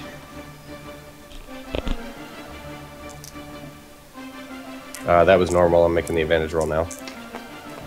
Yep. The advantage roll is a 25.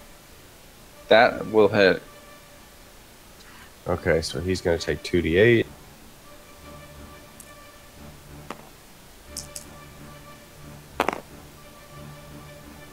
$11 points of damage. And then his speed's reduced by 10 feet, if it matters. It probably won't, but I'll put it in there. Okay. End of your turn, or End of my turn. all right. The imp is gone. Ooh. What the hell? I just deleted someone off the board by accident. Guess we'll find it. Did we? Arcanius? I think I deleted Julian. No, Yeah. Julian's still there. there. No, you deleted the Arcanius, imp, I Rex, think. Julian. I Ferret, did delete the imp Lawrence. after that, but You deleted one of the dead mobs. are you sure it was Yeah, that one? draw Okay. one. All right. Good. All right. So Florence, your turn. Okay, I was running. Could she be nah too high for the ledge is too high for her to walk to just vault over. So she's going. You don't know that. I mean, how do you know that? Oh, well. I mean, you can. Oh, you guys aren't thinking about the game I'll- right a lot of times. yeah, Like, yeah, right. I'll do an. you can make athletic checks, acrobatics checks. Just use your brains. You know, whatever you want to do, you can try to do in D&D. I'll do a dex a straight dex check to leap over. Never know until you try.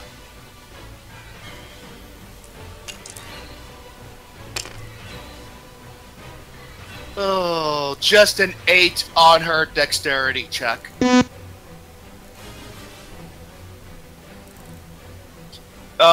Probably just Sorry, my headset died as you were about to say what you were going to do there. Sorry. she was going to use. She was going to use her dexterity to somehow just shimmy her way across, but she rolled an 8. She landed to break her ankles. So you attempted to jump down. Yeah. All right. Yeah, you take a fall and take 1d4 fall damage from that. And does falls 3 damage. yeah. You damage. also receive an injury.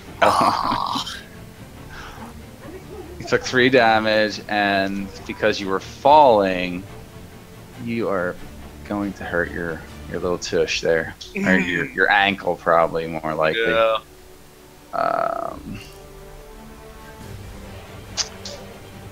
Pulling up the sheet of death of failed rolls. Mm. Yeah.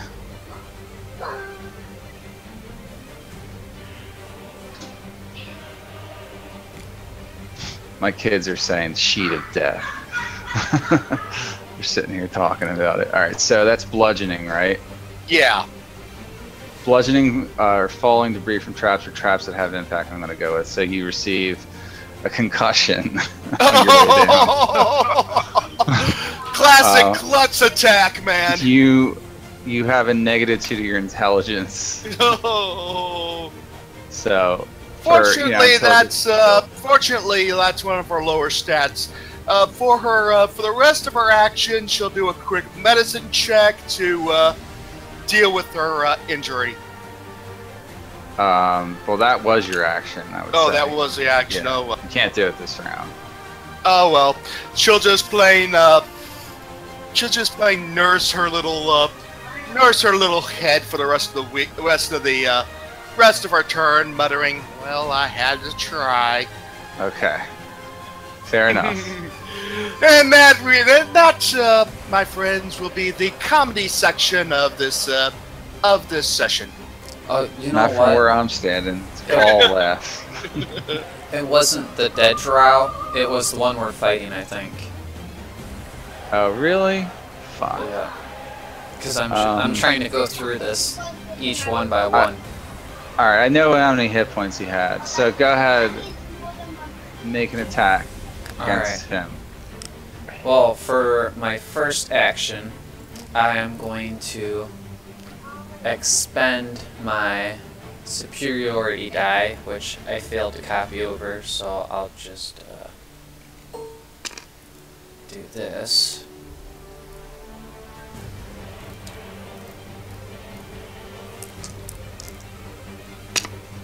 Ooh.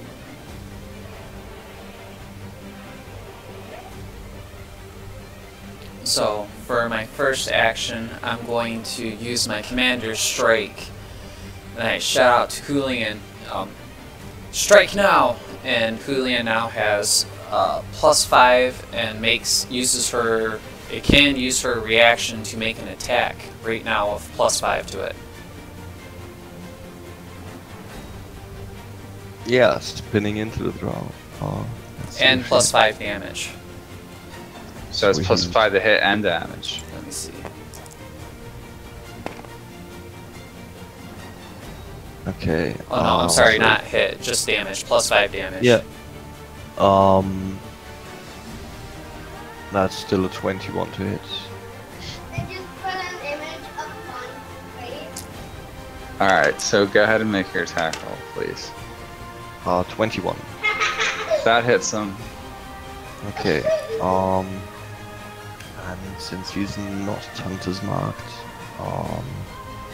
that's 20. 20 even? No, that's 17 points of damage. Alright, 17. Alright, he's alive still, but And then is for, that Malik's turn, or? No, I'm using my second action to do a grapple on him.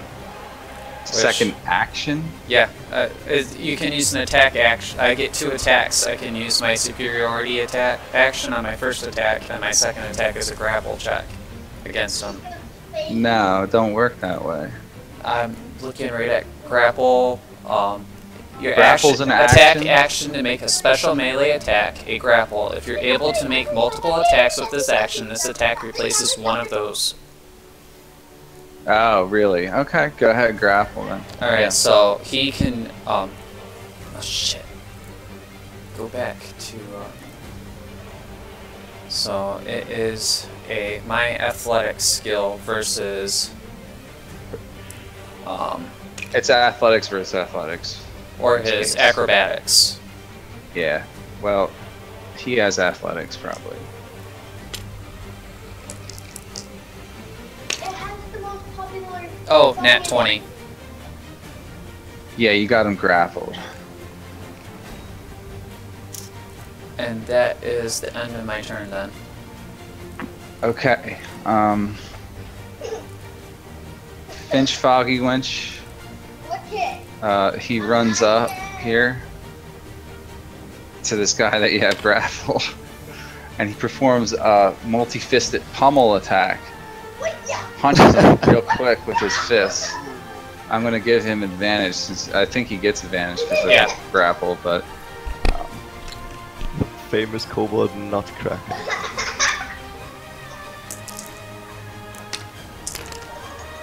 that's gonna hit him because he's got an 18 plus something. It's not a lot though. It's like a 2d6 minus 1. No, it's a 1d6 minus 1, so he hits him for 3 damage. Yeah. He sees him down, and then he does that, and then with his free action, he steals a trinket off of him. He steals like his brooch right off of his cloak. So. and then he kind of like steps back a foot or two into the bushes. So that's the end of his turn. All right, Arcanius, you're next. Yes, I'm gonna shoot at this Jaw Warrior 2. With my Eldritch Blade. You know what? Blow him up. I did that backwards. What's that? What did you do backwards? I should have grappled him and then used my superiority die on Julian. Yeah, you should have. I Yeah, you should have grappled him. Then she would have had advantage, but she hit should him still anyway. hit. Yeah. Yeah. And the +5 damage is nice. That was a high roll. Yeah, I don't know, Good. 1d6. 15 plus 8, that's 23, right? that hits him. You're shooting at Malik though. No, I'm shooting at him. All right. Well, Well, you have disadvantage. you have disadvantage because I'm grappling him. I call that disadvantage, especially from that distance. You're not like a sniper. Well, then that would be just a plain attack. because I'm at advantage then. Yeah. Okay, which would be 15 plus 8. That would be my normal attack. 15 That'd hit him. plus 8. Okay. Yeah. Okay.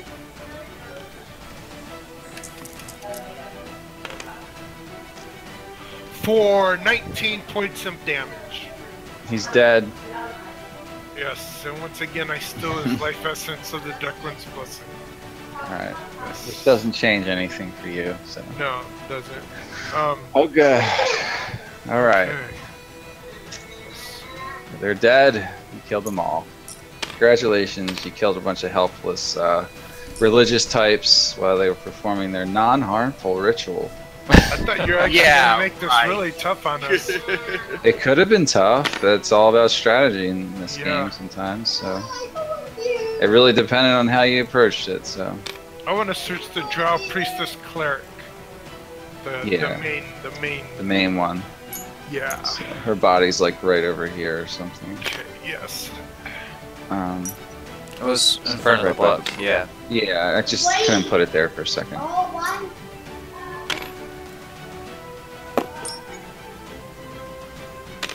Alright, so what are you're searching her? Yes. Yeah, you find some gold on her. That's about it, really. She's wearing a suit of chainmail. It's drow armor. It's like or adorned like the drow priestesses would wear going into battle.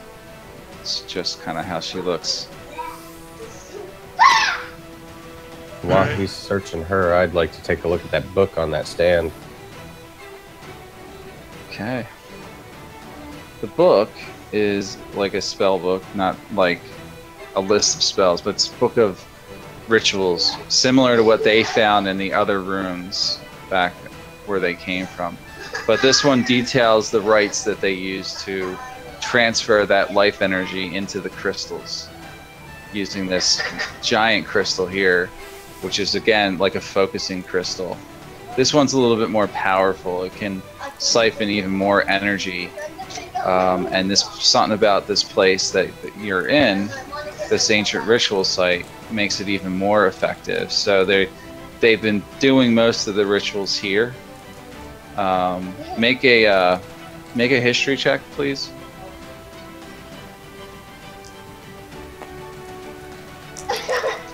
I'll do it. Well, I was having Favorite do it because he's looking at the book. Yeah, for me, that's just going to be intelligence, so that's a total of 14. Yeah, that's fine. I'll do the. Hold on. What are you trying to do, David? I forgot the Do the healing check to deal with that concussion. Been waiting a long time. All right, go ahead and make your check so I can get back to this other check I just did.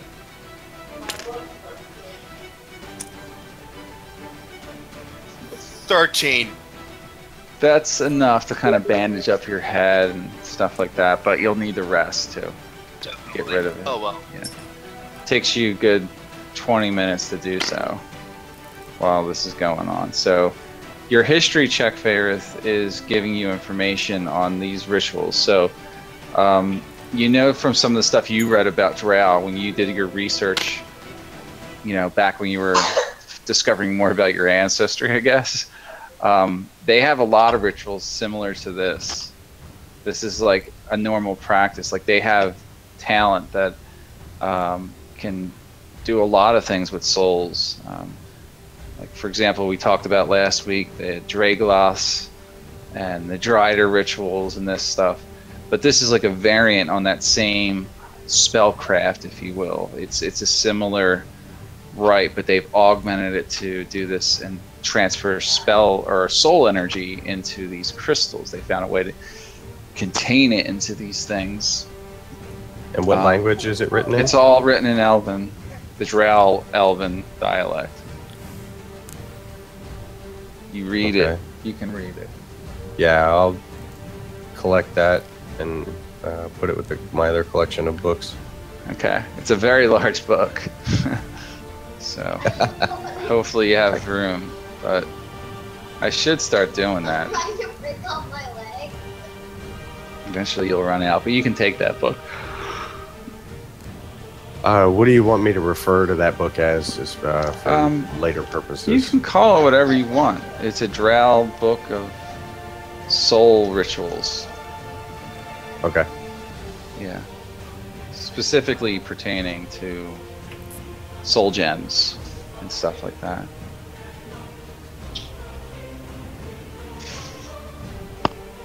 It's So- more of a lore thing, though. You know what I mean? In order for you to do these kind of magics, it takes a lot of preparation. A lot of components are involved, and a lot of things have to be just right. One of the things that is required is you have to be under the night sky. That's a big key to it. And it requires a lot of energy from like the moon and the wind and the stars. Like it harnesses like ethereal energies from the material plane to do this. That's what opens sort of like the dimensional rift and allows them to siphon that energy into an object such as a crystal. Okay, when I gained that understanding, I looked at Archimedes, who was searching the Drow cleric, and I say, "What holy symbol is she adorned with?" I do not know anything about holy symbols, but is there a holy symbol? on You her? can check her person for something. I did Make search. make a religion check. Religion check. Archimedes, because he's asking you to look. Yeah. Oh, okay. Which I know I'm gonna fail that.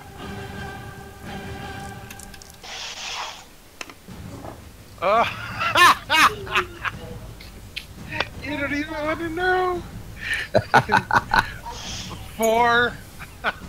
Oh. You don't have a clue. I don't have a You don't even clue. know what you're looking for. I don't even When he worship says my that. own God. I don't know what you're talking about, religion. What's Yeah, you don't know.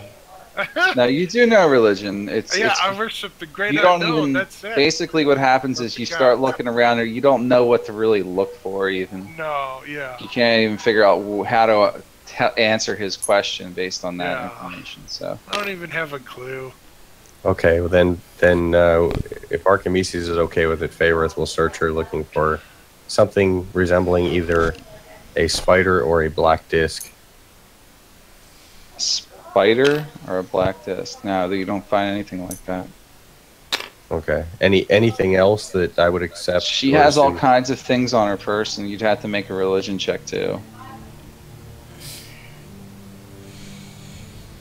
Let's see. If you want to think- know, you know, you're probably asking the wrong people, by the way. Yep. Meanwhile, Florence will go over to Malik and use Lesser Restoration to get rid of his poison condition. Okay. Yeah, we'll have to ask Florence later because I'm not going to get anywhere with that either. He's not Yeah. poisoned anymore. Your magic siphons that poison right out of his body. He's fine now. And then she comes over to the bookstand. You want me to check it now or until after this big throbbing headache I have is over with? Who are you speaking with? She talks to Archneas and Faerith. Want me to check it now or after I got my after I took some aspirin? She's kind of like had a little ice pack on top of her head. Okay. What are you referring to? The book or The book. something? The book. Oh, okay. Faerith kind of already figured the book out as much as possible. Yeah, the book is he kind of got a handle on it. At least I think he does. You're not going to figure out anything more about it. Well, the book's in Right. his pack already. Yeah, it's in his bag anyway. Yeah. He stole it from the group. Alright, so anything else you guys are up to? Alright, Yeah. seeing the prisoners, Malik went over there and he sees the first lock and he pulls out his great sword and tries to knock it off. Make a strength check. Okay, strength check.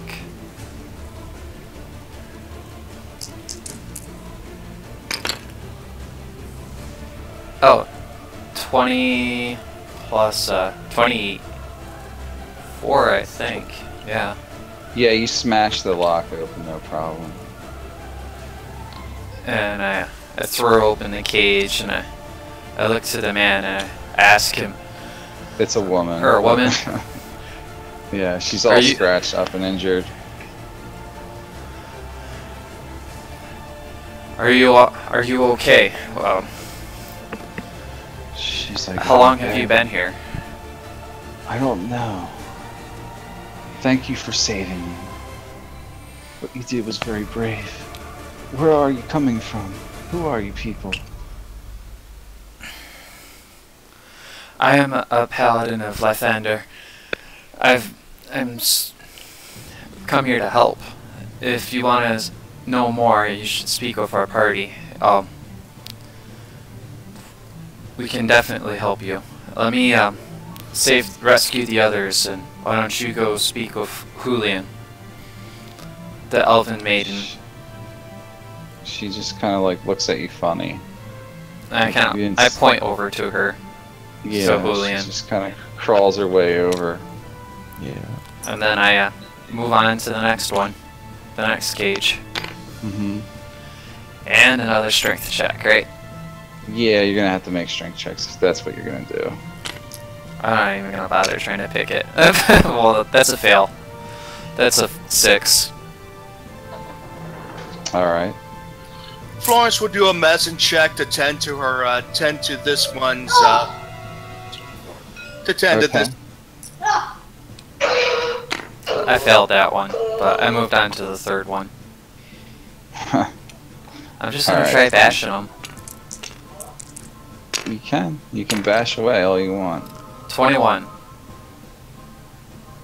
21's enough. 15 medicine check on him. Alright. Returning back to the... It's basically 2 crying children in the other cages, so. Turning back to the second cage, I call out, Faerith! You can make another one if you wish.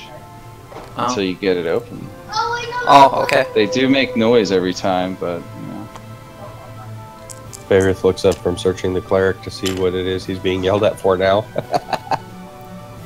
And right after I said that, realizing how far away he is, I just take my sword out and I bash it again, and that one's a 22.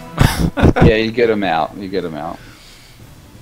And Yeah, they're both like sobbing children, like, you know, pretty beat up and malnourished. I grab one in each arm and start walking back to the party. Okay. Witnessing the paladin use Faerith's name as a sort of battle cry, he's beginning to wonder if he's achieved demigod status. Well, I was just gonna call you over to lockpick it, but They look at the woman on the ground when they come over here, and the 2 children start crying into your, you know, bursting out in tears. They see her charred body. They're like, "That could have been me," and they start crying. still holding the 2 of them, I say, hush now, little ones. You're okay. You're safe now. Yes. Make a Persuasion. charisma check. Yeah, make a persuasion check to see if you calm these little brats. Oh, I like persuasion checks. Or you could do that in character if you don't wish to roll, because it would be pretty embarrassing to fail on it when it's that easy. Yes, let's roleplay this. Yes. I kind of make hushing sounds towards them. It's like, shh, shh. It's alright. You're safe now. I will protect you. There's no reason to be afraid any longer. Yeah, they look up at your large physical form and your large weapon. They kind of grab at your arms and your legs, and they just say, "Take us home, please. We don't want to be here anymore."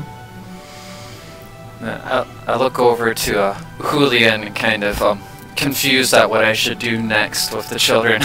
I do not have much experience with little ones.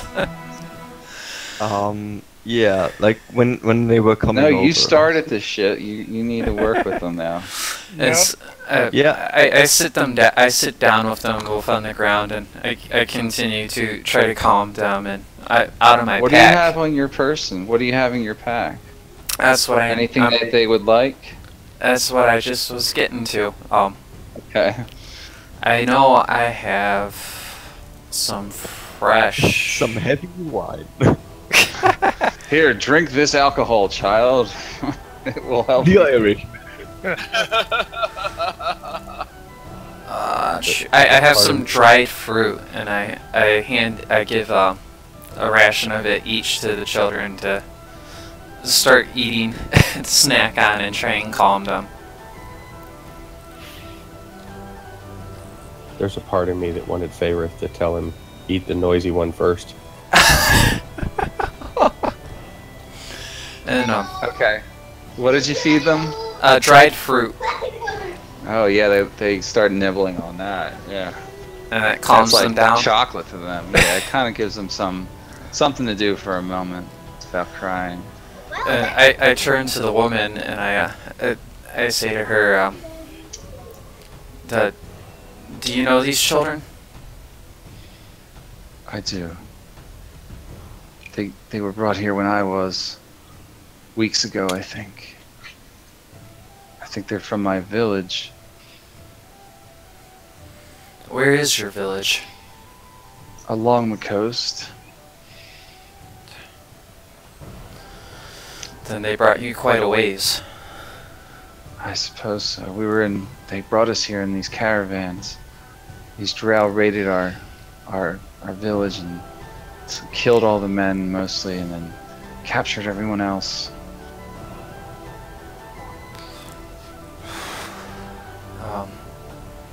I'm That's sorry. the name of their village. Okay. What is the name of your village? It's a small village along the sea. It's called Little Seaside. Alright, looking at the children, I look at the woman and I give her some dried meat and some fruit, and I ask her if she could please tend to them while I speak with my comrades. Yeah, she kind of gets the idea. Yeah. Does this. Tell her, put her in charge of the children Yeah. for her So, to care for. well, These are your children now. Yes. Congratulations, you have 2 children. Arcanius is gonna pull out his jeweler's tools, and he's gonna value the worth of this red crystal sitting here. Oh, it's a very large geode. It's like a quartz crystal, though. Like, You so can how tell much? from. How much would it be worth? Oh God, I don't know. It's probably worth a lot just because it's so big. It's a lot of quartz. Like 10,000?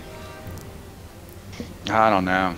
Maybe something like that. It's not a precious gem. It's not like Okay. it's probably worth something.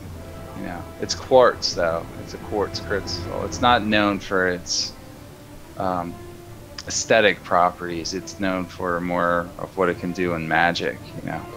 So I tell the group, well, this appears to be a quartz, and this quartz, as large as it is worth a great deal, actually. I mean, we were hurting for party funds lest we checked them. Only someone very strong might be able to take this item with us, but it's worth something. Yeah, it's a big chunk of rock sitting there, basically. Yeah. That's all it is. It's a rock. I mean, quartz is basically rock anyway. yeah. Quartz is pretty common. Yeah. While Arcneus is doing that, Florence will check the drow clerics and priestesses for any holy symbols. I'll do the religion check. Yeah, go ahead.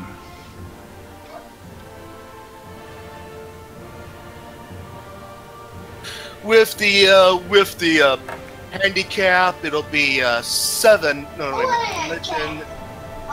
It'll probably 2 plus. Wait. What did you get total? Just tell me the total. You haven't rolled yet, right? Oh, there we go. I rolled 6, 9. In here. Oh hell, I rolled better than that. I just rolled Yeah. bad. I didn't think I was gonna do that. I rolled just as bad. It's just. What did you get? Sorry. A 9 on religion. Yeah, you don't know. You don't see. You see something on one of them, but it's not a symbol or anything that you're familiar with. Would I be able to? Would I be able You know to? what? No, take it you don't anyway? even need to roll because this is something that would be common knowledge for you. Right. You find a symbol, and it's the symbol of Shar. Sharp. Uh-huh. That's a black disc. Yeah, that would be Yeah, the black so- disc Favorite mentioned. Yep. But it's sort of hard to find on the person, like.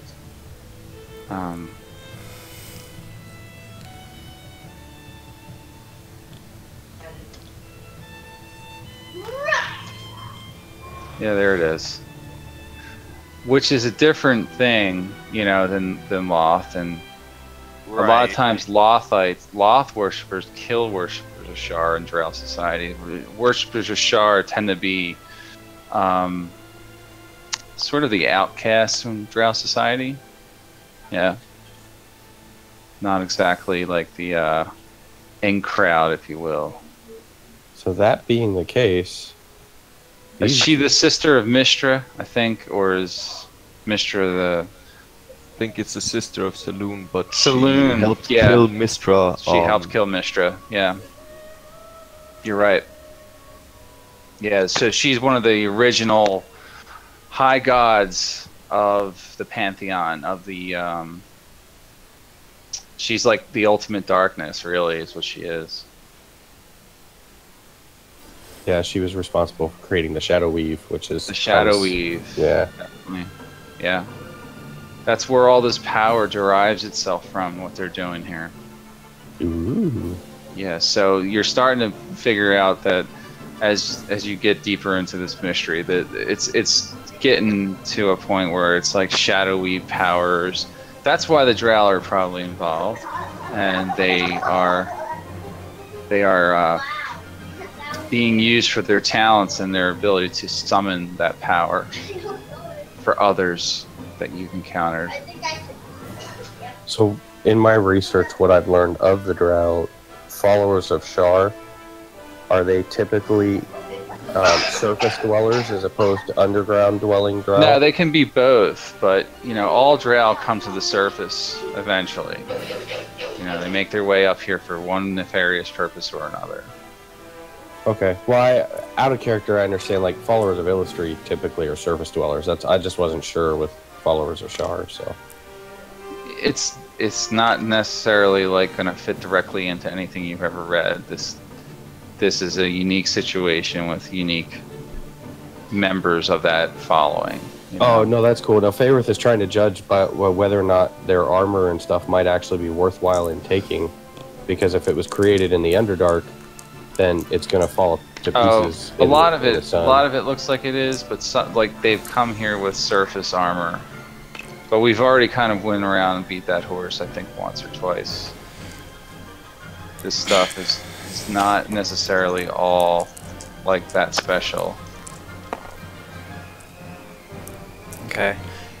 Turning to Julian after getting the woman to take charge of the children and calming the children a bit, I say to Julian, we cannot leave them in this place.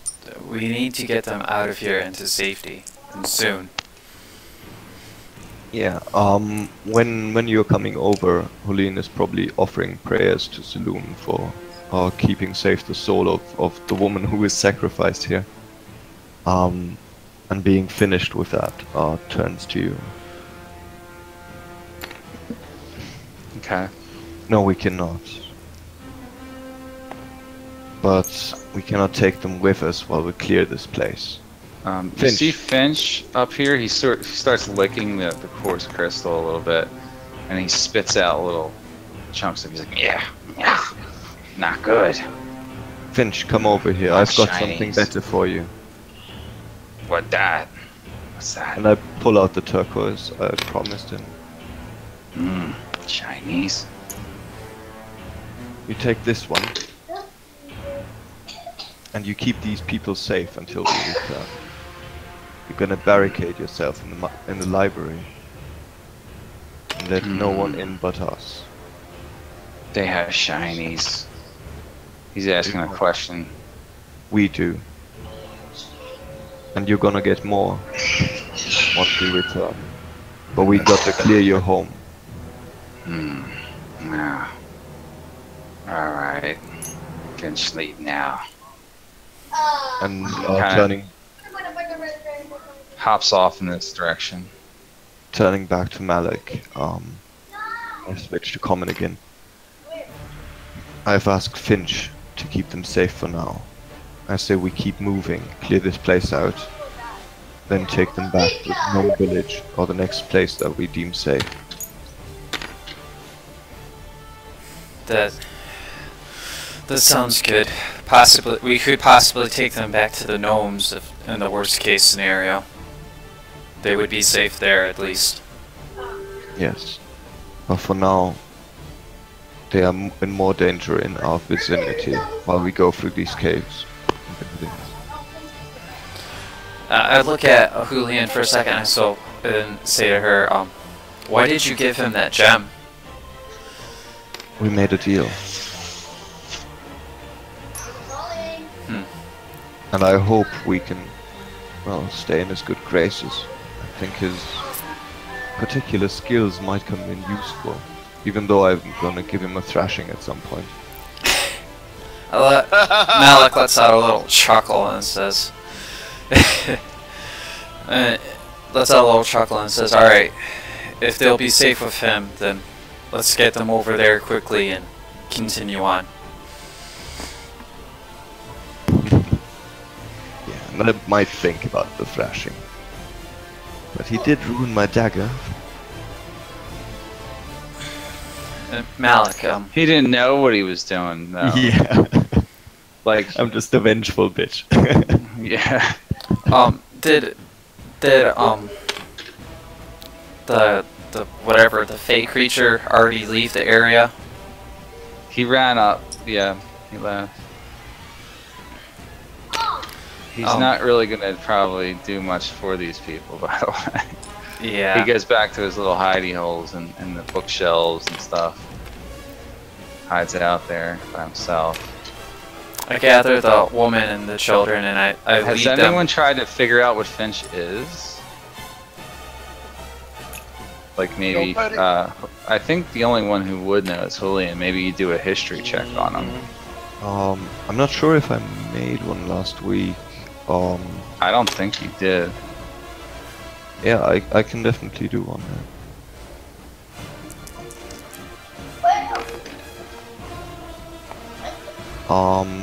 Yeah, seeing him saunter off, that's... You can do that with advantage if you would like, because of your knowledge of Sylvan. Sylvan language gives you advantage. Okay. Oh, yeah, that's 2 times 17. Plus whatever your bonus is, or... Yeah, I've got a 0 for intelligence. But you have 17. Yeah. Alright, so racking your brain for a moment, you probably realized this before, but you're just revealing it now. Finch is a fey creature, obviously. He speaks Sylvan, but it's a broken up sort of dialect. And you've heard of these creatures. They are referred to in the common tongue as something called a boggle. He's a boggle. Yeah, I'm probably like looking after him and shaking my head. Crazy little boggle. Yeah. So, like, just to give you an idea, so they're like the boogeymen of fairy tales that people tell stories about. Ah. Okay. So Oh, they lurk in the fringe areas of like the Feywild, and sometimes they make their way to the material plane whether by purpose or by accident. They come here. What happens though is they're attracted to feelings of loneliness and sadness and prime material people. So anytime there's someone depressed or just feeling lonely, like a loved one dies or someone passes away, these things come and basically torment them, but not realizing that they're doing any harm to them, but that it's just what draws them near. Finch is particularly different because of his interest in gems, because they make him he gets some type of personal satisfaction from collecting these gems that he likes, and he thinks there's some kind of they're beautiful, so he's attracted to those kind of things, but they're generally considered pests because of the oil. They're misunderstood creatures a little bit. That's just natural to their physique, right? Yeah. And they'll often play pranks on people when they're bored. If they're not constantly entertained, they will find ways to entertain themselves. It's just that simple. And you're leaving it with the women and Yeah. children? Yeah, No, I will. That's I'm gonna be turning so to the good. woman. Oh man. I'm turning to the woman and I'm drawing out this emerald, which looks kind of pricey. And then put it in her hands. The Fey creature cannot do much, but he knows how to stay hidden. Giving him this will put you into his good graces. You should be safe with him for now. We'll return once we're finished here. You also Get you to realize safety. that as soon as they give that to him, he's going to want something else right away after that. So they may want to use it when they have to give it to him. That type of deal. Yeah, I would mention. Yeah. So I'm basically giving this to her so she can No! ward him off or bring him into a friendly mood. Okay. Well, She's like, okay. And it's one of those really precious emeralds. Oh wow, you're giving her some of your good stuff. Yeah, I want this to work, and I'm probably gonna talk to him again about this. I turn to Julian and I say, let's go meet with Fitch one more time quickly and take them to the library and make sure they're safe. Yeah. So, and then I turn back to Florence and Fairith and I say, I kind of call out to them, can one of you come with us? Favorite isn't there. Oh, Florence then. alright. So the 6 of us head back over to the library then. Yeah, while you guys were talking, he wandered. He wandered off again, guys. Trying to get killed by traps. Oh, No. brother. I'm trying to make sure there's nobody sneaking into the room. One of the joke. children disappeared. Did they Bitch, move what did into he the do? He was shiny.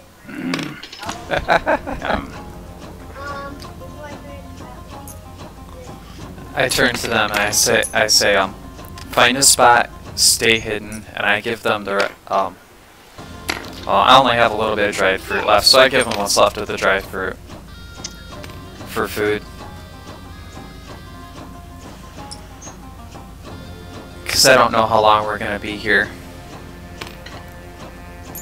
I turn to Florence and I say to her, can you, please lock that door behind us, and when we leave, lock the door, leave the, well actually, do we want to lock them? It would probably be good to lock the one behind us at least. Does she have a lock? Does who have a lock? Well, we picked it open. Oh, okay. So I'll probably close the door and reset the lock using thieves' tools. Yeah, the wooden one that we came Yeah. through the hallway. Right.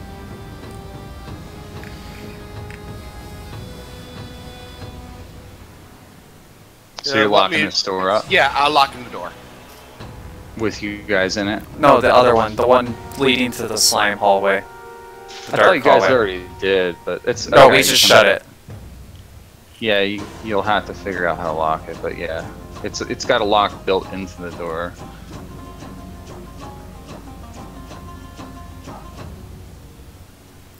I turn back to Faerith and I say to her, have Fitch find us if anything happens. We need to keep Fish, moving soon. Faerith isn't here. Or not Faerith, Julian. Brilliant. Yeah. Finch, come out. Shinies. Yes, I have something for you here. It's the prettiest shiny I've ever found. And I hope you appreciate it. And I'm going to ask something of you. What that? These people here, Mm-hmm. I want you to keep them safe for now. He kind of Do looks what at you you can. funny. So He's no like, one finds them. he looks up and rolls his eyes up like, safe. Okay. He's not sure how to do that, but If people come, Finch, distract them. Lead them somewhere else. Let them not find these people. okay. You kept your monsters safe, didn't you? Yeah. Make I was sure stuck here with them. They Make won't sure- leave. no one who wishes them ill comes in here. Lead them somewhere else. And we're gonna return with more shinies. If anything happens, if there's danger for these people, you can't deal with it, find us. We'll be cleaning out these caves. Okay. Finch, go sleep. He goes to he goes to his hidey hole in the bookshelves. Oh, Cool. yeah. Yeah, and I guess we get moving. Alright. Fair enough. I don't know where that other child went. Yeah. I think it fell through Bored. the You guys floor. left Rex all the way out there by himself. Oh, I found the child. Alright, throw the child in there. I need to mess with my camera view. It fell through the So- floor. Alright, yeah, just throw there it it over is. there. Just throw it in the corner where they're all just sitting. What? Why are we throwing chicken? It's not that. It's just, it's a token. Throw the children in the corner where everybody else is. Oh. Let's throw all of the children in a corner. They are in the corner. It's for their own safety. They're hiding them there. Okay, so now what? You guys realize by now probably Faerith is nowhere to be seen. Oh no, not again. Damn you, Faerith. So what about this hallway, Mike? You're all the way down there. What the fuck? Like I said, I'm working my way around the outside of the courtyard. I just want to make sure nobody's trying to sneak up on us. And you're stealthing about. Yes. So yeah, you see a dice. Oh dear God. Doom. It's a dice creature. It's you a see a mimic. hall Oh no, there. a Maldron. It's a Maldron. And there looks like to the right, off to the right, there's another small courtyard, basically. Opens up into a smaller courtyard over there. These are not caves, by the way. This is definitely some type of underground structure of like a building type of thing. I'd probably aptly describe it as a temple, maybe like an elvish temple of sorts. So what is your Okay. stealth check? 16.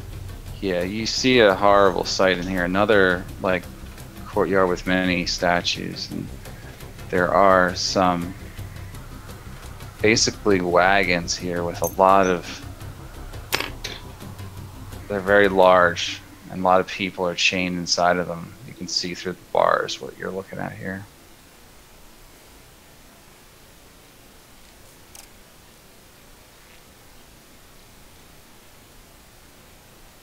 Some Drell mingle about those places as well.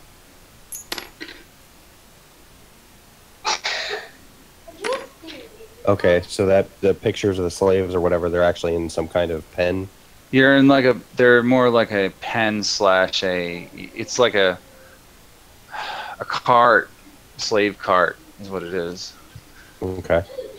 with bars and stuff like that. And you said there was drow mingling around. Do you just mean that one, or are there others? There's that one, plus there's a few, like maybe just kind of like Tending the guards. slaves. tending the slaves, you know, like. Let me make it easier for you guys. So, like, at each one, I just assume that there's at least like 2 armored guards here.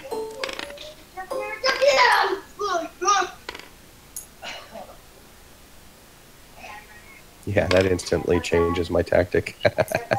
Yeah, they're just kind of like doing their own thing over here. It's kind of like unsettlingly like loud up here for some reason. Perhaps that's why they didn't hear the ensuing battle earlier, or see you guys mulling about.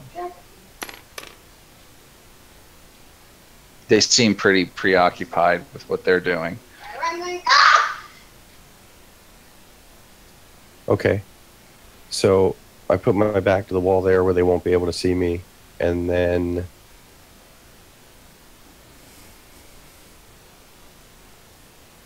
Actually, I'm going to stealth down where the party would be more likely to see me. I'll continue moving.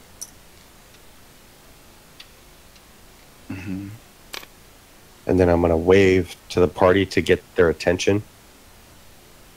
Can they see you? Well, at this point, I'll break stealth because I've got my back to a wall, so they're not going to see me. The enemy drow won't see me. Mm-hmm. So I'll break stealth and I'll wave at the party to try and get their attention. Make a perception check, whoever's in front. That's Florence. See if you can see this clown that's halfway across the thing waving to you. He's like, hi. She is oblivious with a. I'm right behind 7. Florence. She's she has her nose to a book again. You can make a perception check as well, but he's way off. Her in the nose distance. is in a book again. Perception of 15. 15. Yep.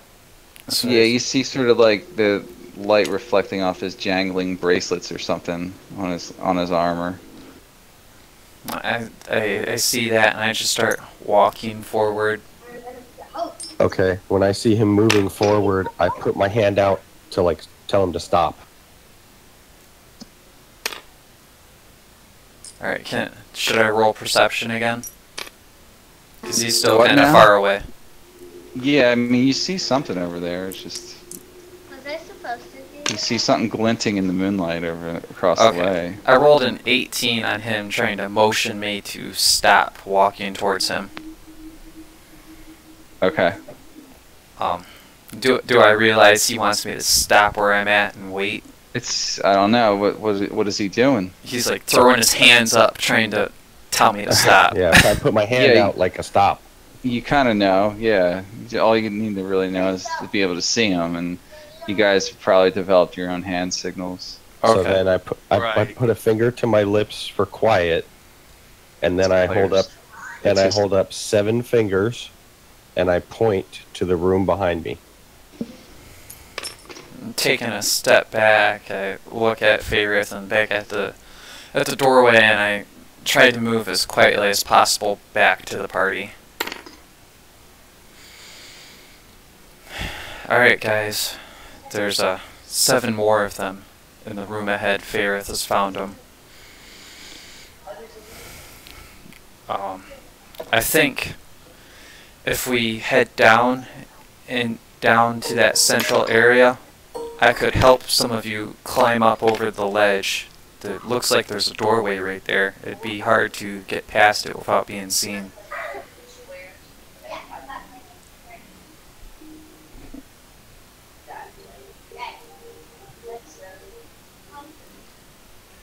Should I start playing like cricket No, sounds? because they don't have paper. I'm not sure.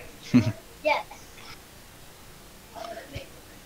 I think everybody's gonna do their own thing or something here Well- tonight, but So, basically, we're heading over toward this area.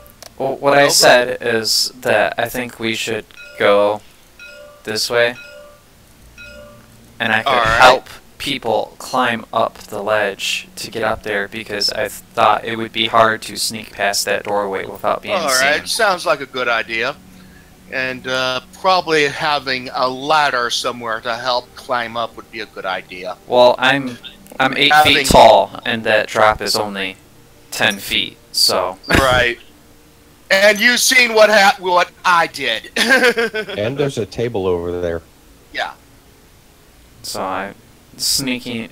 Let me get stealth. Let me roll my stealth at disadvantage. sorry, what are you guys doing? Advantage rolls, disadvantage rolls? I rolled. We're rolling stealth again. Okay, throw it all up in Discord so I have it there. Just throwing up. I roll really crappy, but I try to move over to this table as quietly as possible, and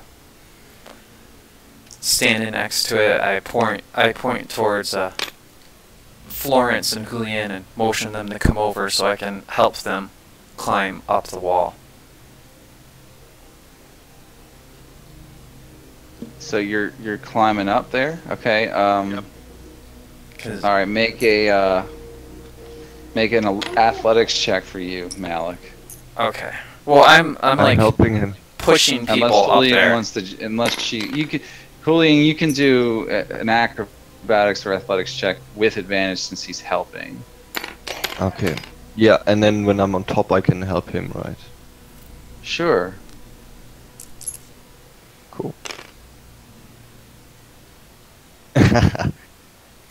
Still. What about Rex? You guys always forget he's got 4 legs. Yeah. I'm just Florence gonna will grab probably him and have carry to- him up. Yeah, definitely. And I guess I'll probably have to use strength or dexterity. Probably strength, even though it's my dumb stat.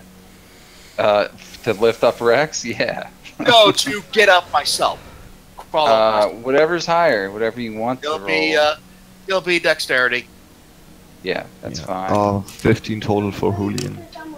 Yeah, And of you pull course yourself up easily. You just kind of flip your way up there. Yeah. 17 total for me. Yeah, you both do. So you're both up top now.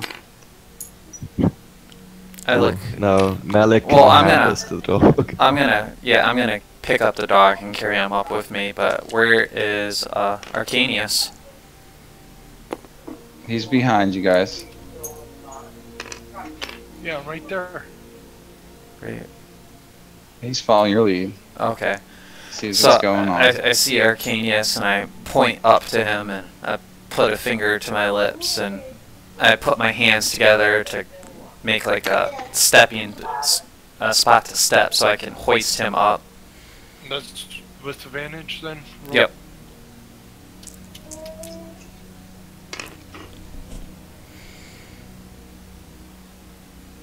Oh wow, 219s, okay. So that'd be like 22 with acrobatics, no problem. Alright. Grabbing Rex under one arm, I climb up on the table and I grab onto the ledge. Am I going to be at a disadvantage? Or I'd with say, Julian helping like- me, just a straight out roll? Straight up roll, yeah, it's fine. Okay. Athletics. Ooh, this is going to be good. Total 20. It's good enough. No one fell down and went boom, so The door is like, just leave the door wide. The door is actually. So are you murder hoboing the rest of these things tonight, or what? Because we got like 20 minutes left, maybe. Right. Yes. 20 minutes left of that. Well, I mean, they do hold your guys's Once you're done with They got captives and stuff, which seem to be precious for the rest of the group, you know. I approach Faerith and I whisper to him, "What's going on in there?" There's at least 3 carts of slaves and guards at each one of the carts. So there's at least by the count I got scouting around here, 2 guards at each cart and another one wandering around in between. Drawing my greatsword, I look at him, I smile and like, "What are we waiting for?" And start and kind of try to move around him. As he does that, I put a hand on his shoulder and I say, "Patience." Let out a huff, and then I take a position up against the wall and just wait. Because... Faerith! That's why. Your battle cry. Alright, so what are we doing? Well, we all could just stack up and get a surprise round and run in, or do you guys have any other plans? We can definitely shoot through these windows for a surprise round. You could definitely try. Yes. Like Malik and Julian moving in, and Arcanius, Florence, and Faerith, Right. like bombarding them through the windows. Maybe one through the door.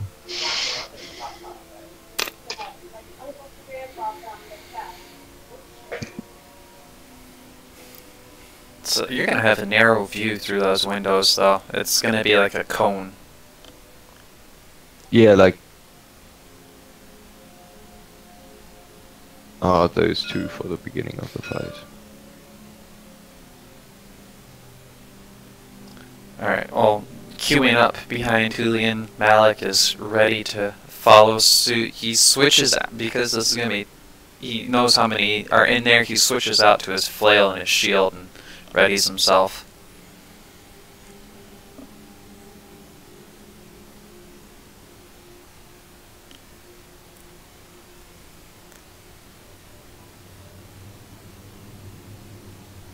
Alright. I'm waiting for a good moment, peering through the window, and change side before I move in.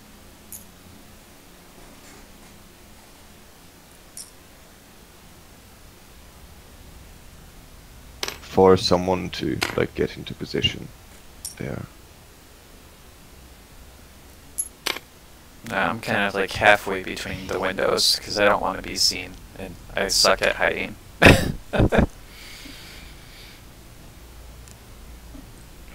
Is everybody in position then? Yeah. Yeah. Yep.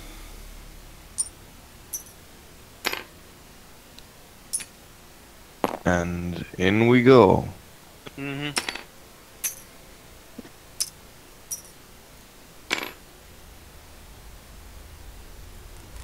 Alright, who are you motioning for me to go in first and you to follow Julian, or what are we doing? Like Julian just raises her shield and gets ready to get inside, probably gives the group a nod, and then hopes that everyone lets go at the same time. Seeing Julian's nod, Malik just breaks ranks and goes for the door. Shall we get an initiative going? Yeah.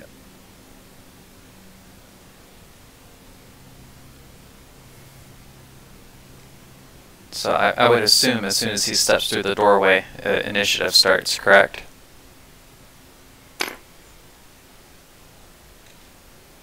Uh-oh. Dungeon Master, are you there? I think Oh, you got- sorry, I had my thing on mute. Yeah, you did. I was asking for Julian's advantage and Arcanus' advantage rolls for initiative. Oh, we had no idea. Sorry. Oh, okay.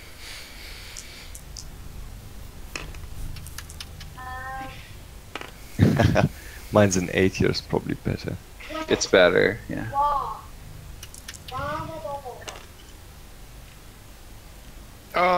15. Yeah, mine's better for both of you. Okay, thank you. Alright, so Arcanius is first. And you're standing by one of the windows, I assume? Yep, standing by a window. Line of sight will be tricky for you, I just will tell you. So. Yes, line of sight will be tricky. So, probably Drow Warrior 1 has 3/4 cover or something like that. Well, which one are you going for? I gotta renumber them. Hold on, I'll just do it in this order. It would be kind of like a cone for line of sight for the window, right? It depends.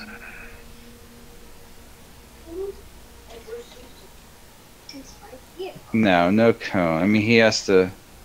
Well, yeah. I mean, he can. It's a very narrow cone. Yeah, you can always But- change windows though, if you want. Yeah, he can move around, but it's you know, it's basically a line. There's no cone because Okay. it's too narrow for that. But Okay. Well, how about this right it's there? very your vision's very limited through there. That Okay. that guy is hidden like fuck. He's got You can't bushes hit and a him. tree in You front can't of hit him. No, Alright. you can't hit anybody right now. I'll just tell you that right Okay, now. it's a Okay. straight line. That's what Yeah. Mike is saying. Yeah, basically, yeah, it's a straight line Okay. So, in this yeah. case. So I'm gonna move up right here. And hex to Drow Warrior 2 and shoot for 2 Eldritch Blast. Hexdra Warrior 2. Okay. Yep, and shoot for 2 Eldritch Blast. What at type him. of hex? I'll go with Constitution again. All right, make your attacks. Yeah. Yep.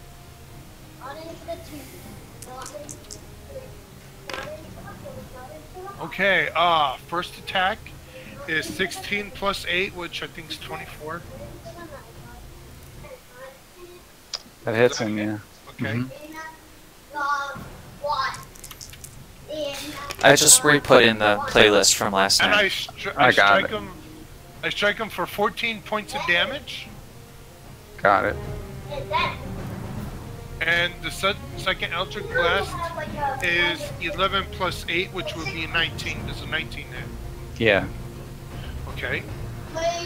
Barely, but yeah. For 16 points of damage.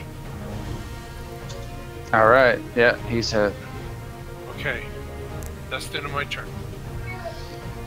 All right. That same warrior draws his sword and shield towards the group, charges up. No to face surprise? Malleus.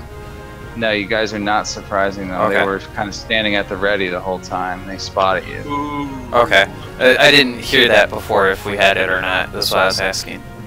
Yeah, not this time, unfortunately. Not the way you came in. You were moving quietly, but you were not in the shadows when you walked through that door, so they saw you immediately.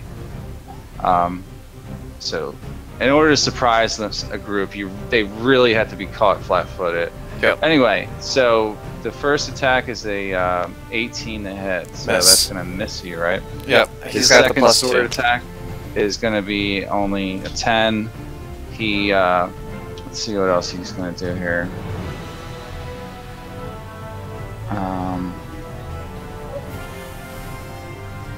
He has improved critical. So he's got action surge. He does his action surge. Why not? So 10 and a 11. So you just kind of parried everything he had. All right. Black. Finch Foggy Winch will skip.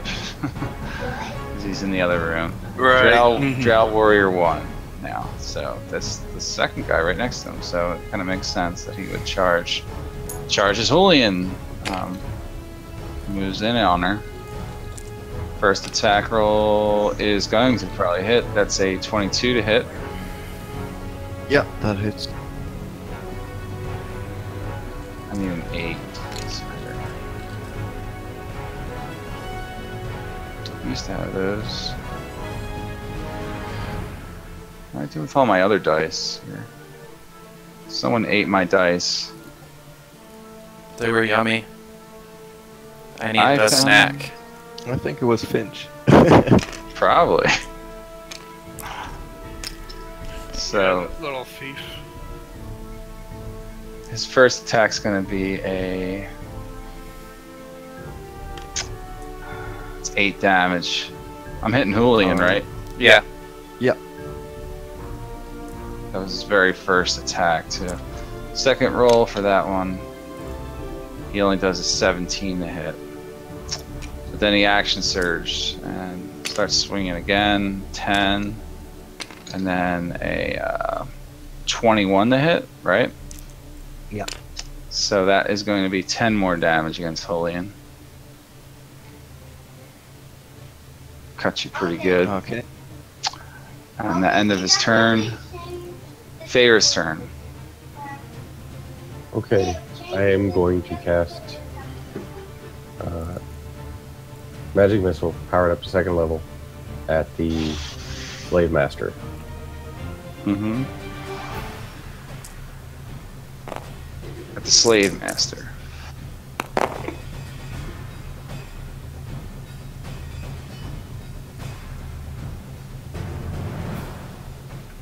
You're gonna be kidding me. 6 points of damage. Oh, I'm Alright. sorry. Plus 4, so 10 points of damage. Yeah, don't forget that. Alright, 10 damage to her. All the bolts come slamming through at her. Alright. Okay, Julian. You're Alright. next. I'm gonna attack Drow Warrior 2. Got it. That Drow Warrior 2 or 1? 2, the one who was attacking Malik. Alright.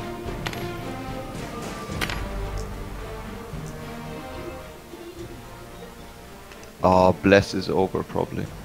Yeah. Yeah, Yeah.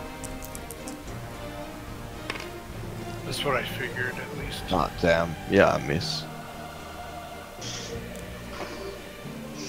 Second attack.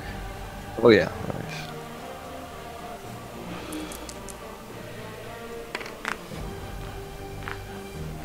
15 is probably gonna miss as well. Mm-hmm. He does. He blocks that with his shield. Yeah. Alright. And that's turn. Okay.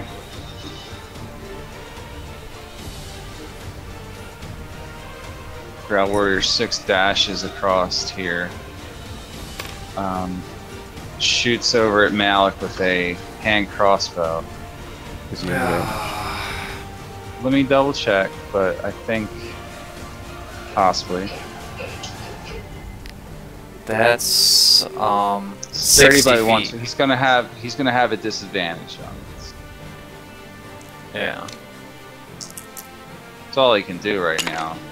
I'm gonna say that's about 60 It's feet. gonna miss. Yeah, it's a miss. So he takes a second shot with a hand crossbow. Second one he has. Disadvantage is gonna miss, so he missed both times. Alright, Xania is next.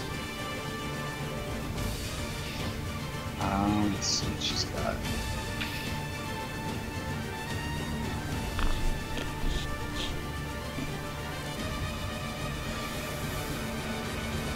You see her kind of like run behind the trees.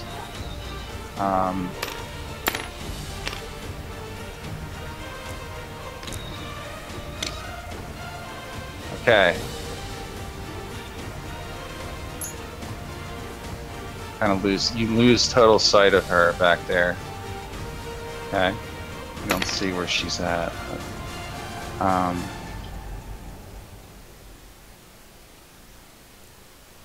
How many minutes do you have left?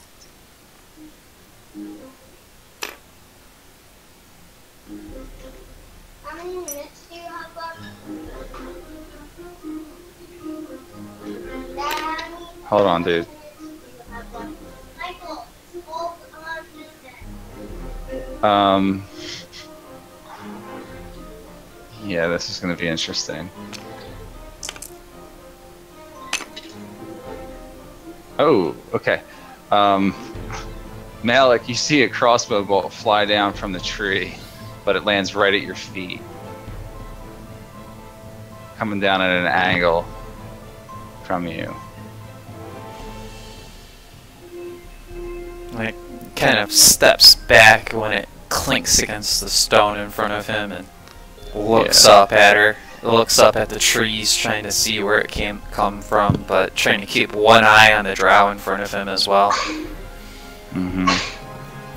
Alright. Florence, you're next. Okay, Florence will move up to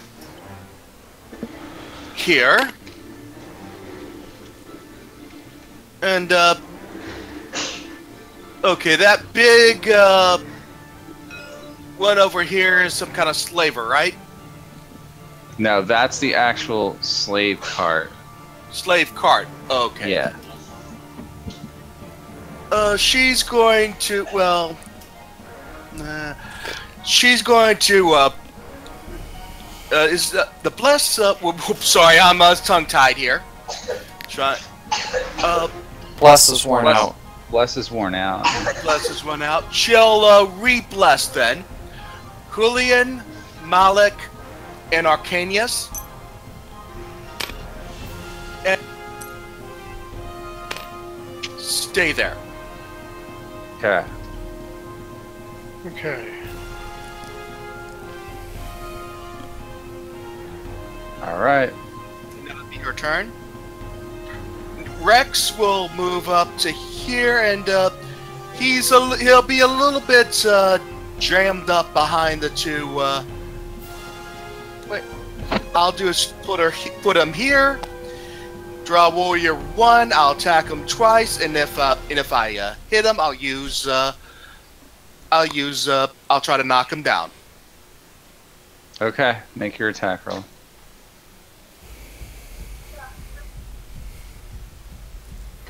Let me see.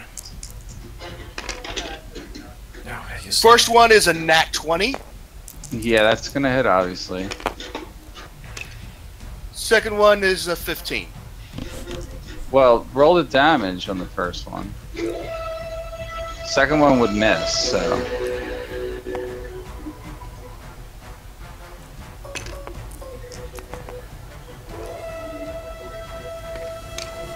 Doubling the dice. Yep.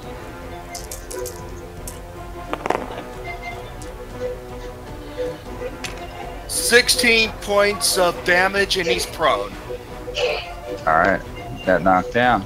Mhm. On the second one, did you roll with advantage? Yes, I did. It's still a mess. That'll be his turn. Alright.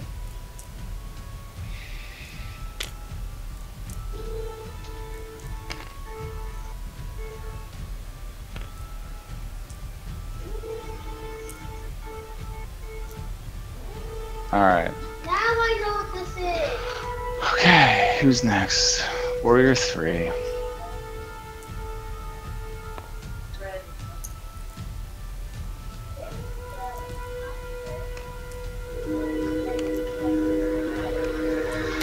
Take it. This warrior over here comes over, shoots at Helene with a hand crossbow.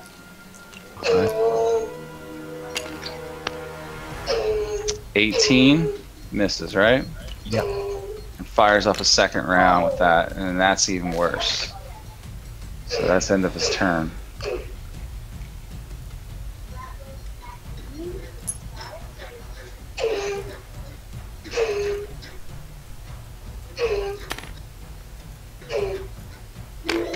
Same with this one, shoots at Malik though. First attack roll is 18. miss. That's a miss. And then the other one's even worse, so that's a miss. Warrior 5. This is best to rush over. Shit. I lost him in the tree. So I'll put him right here. He's actually just gonna dash and get over here. And that ends his turn. Malik's turn now. Alright. With a quick prayer to Thander, Malik casts Hunter's Mark on Drow Warrior 2. with his bonus action, and then lays into him with his flail. Okay. Hunter's mark, right? Yep. Oh man. First attack is... Oh, it's an 18. So... That hits. No, I'm sorry, that's a miss. Oh, I'm sorry. No, 19. It's a 9. 19 hits. Yes. Okay. 19 hits, and that's for 6, 12, 17 damage for the first attack. Okay. And the second attack is 15, 8, 23. That hits him. And that's for much less damage. 9 damage. It's enough to kill him and knock him out. Cool. And that is Malik's turn. Alright. Oh, with his, wait, before he ends his turn, he uses his free action to point up at the tree and yells out, "Watch out! Someone's shooting from up there!" And that's the end of his turn. Okay. Okay. We're going to call it right here. I gotta go. Alright. So I'm gonna save the encounter. Okay. Oh, perfect. okay. Good game. Yeah, very good game. Yeah.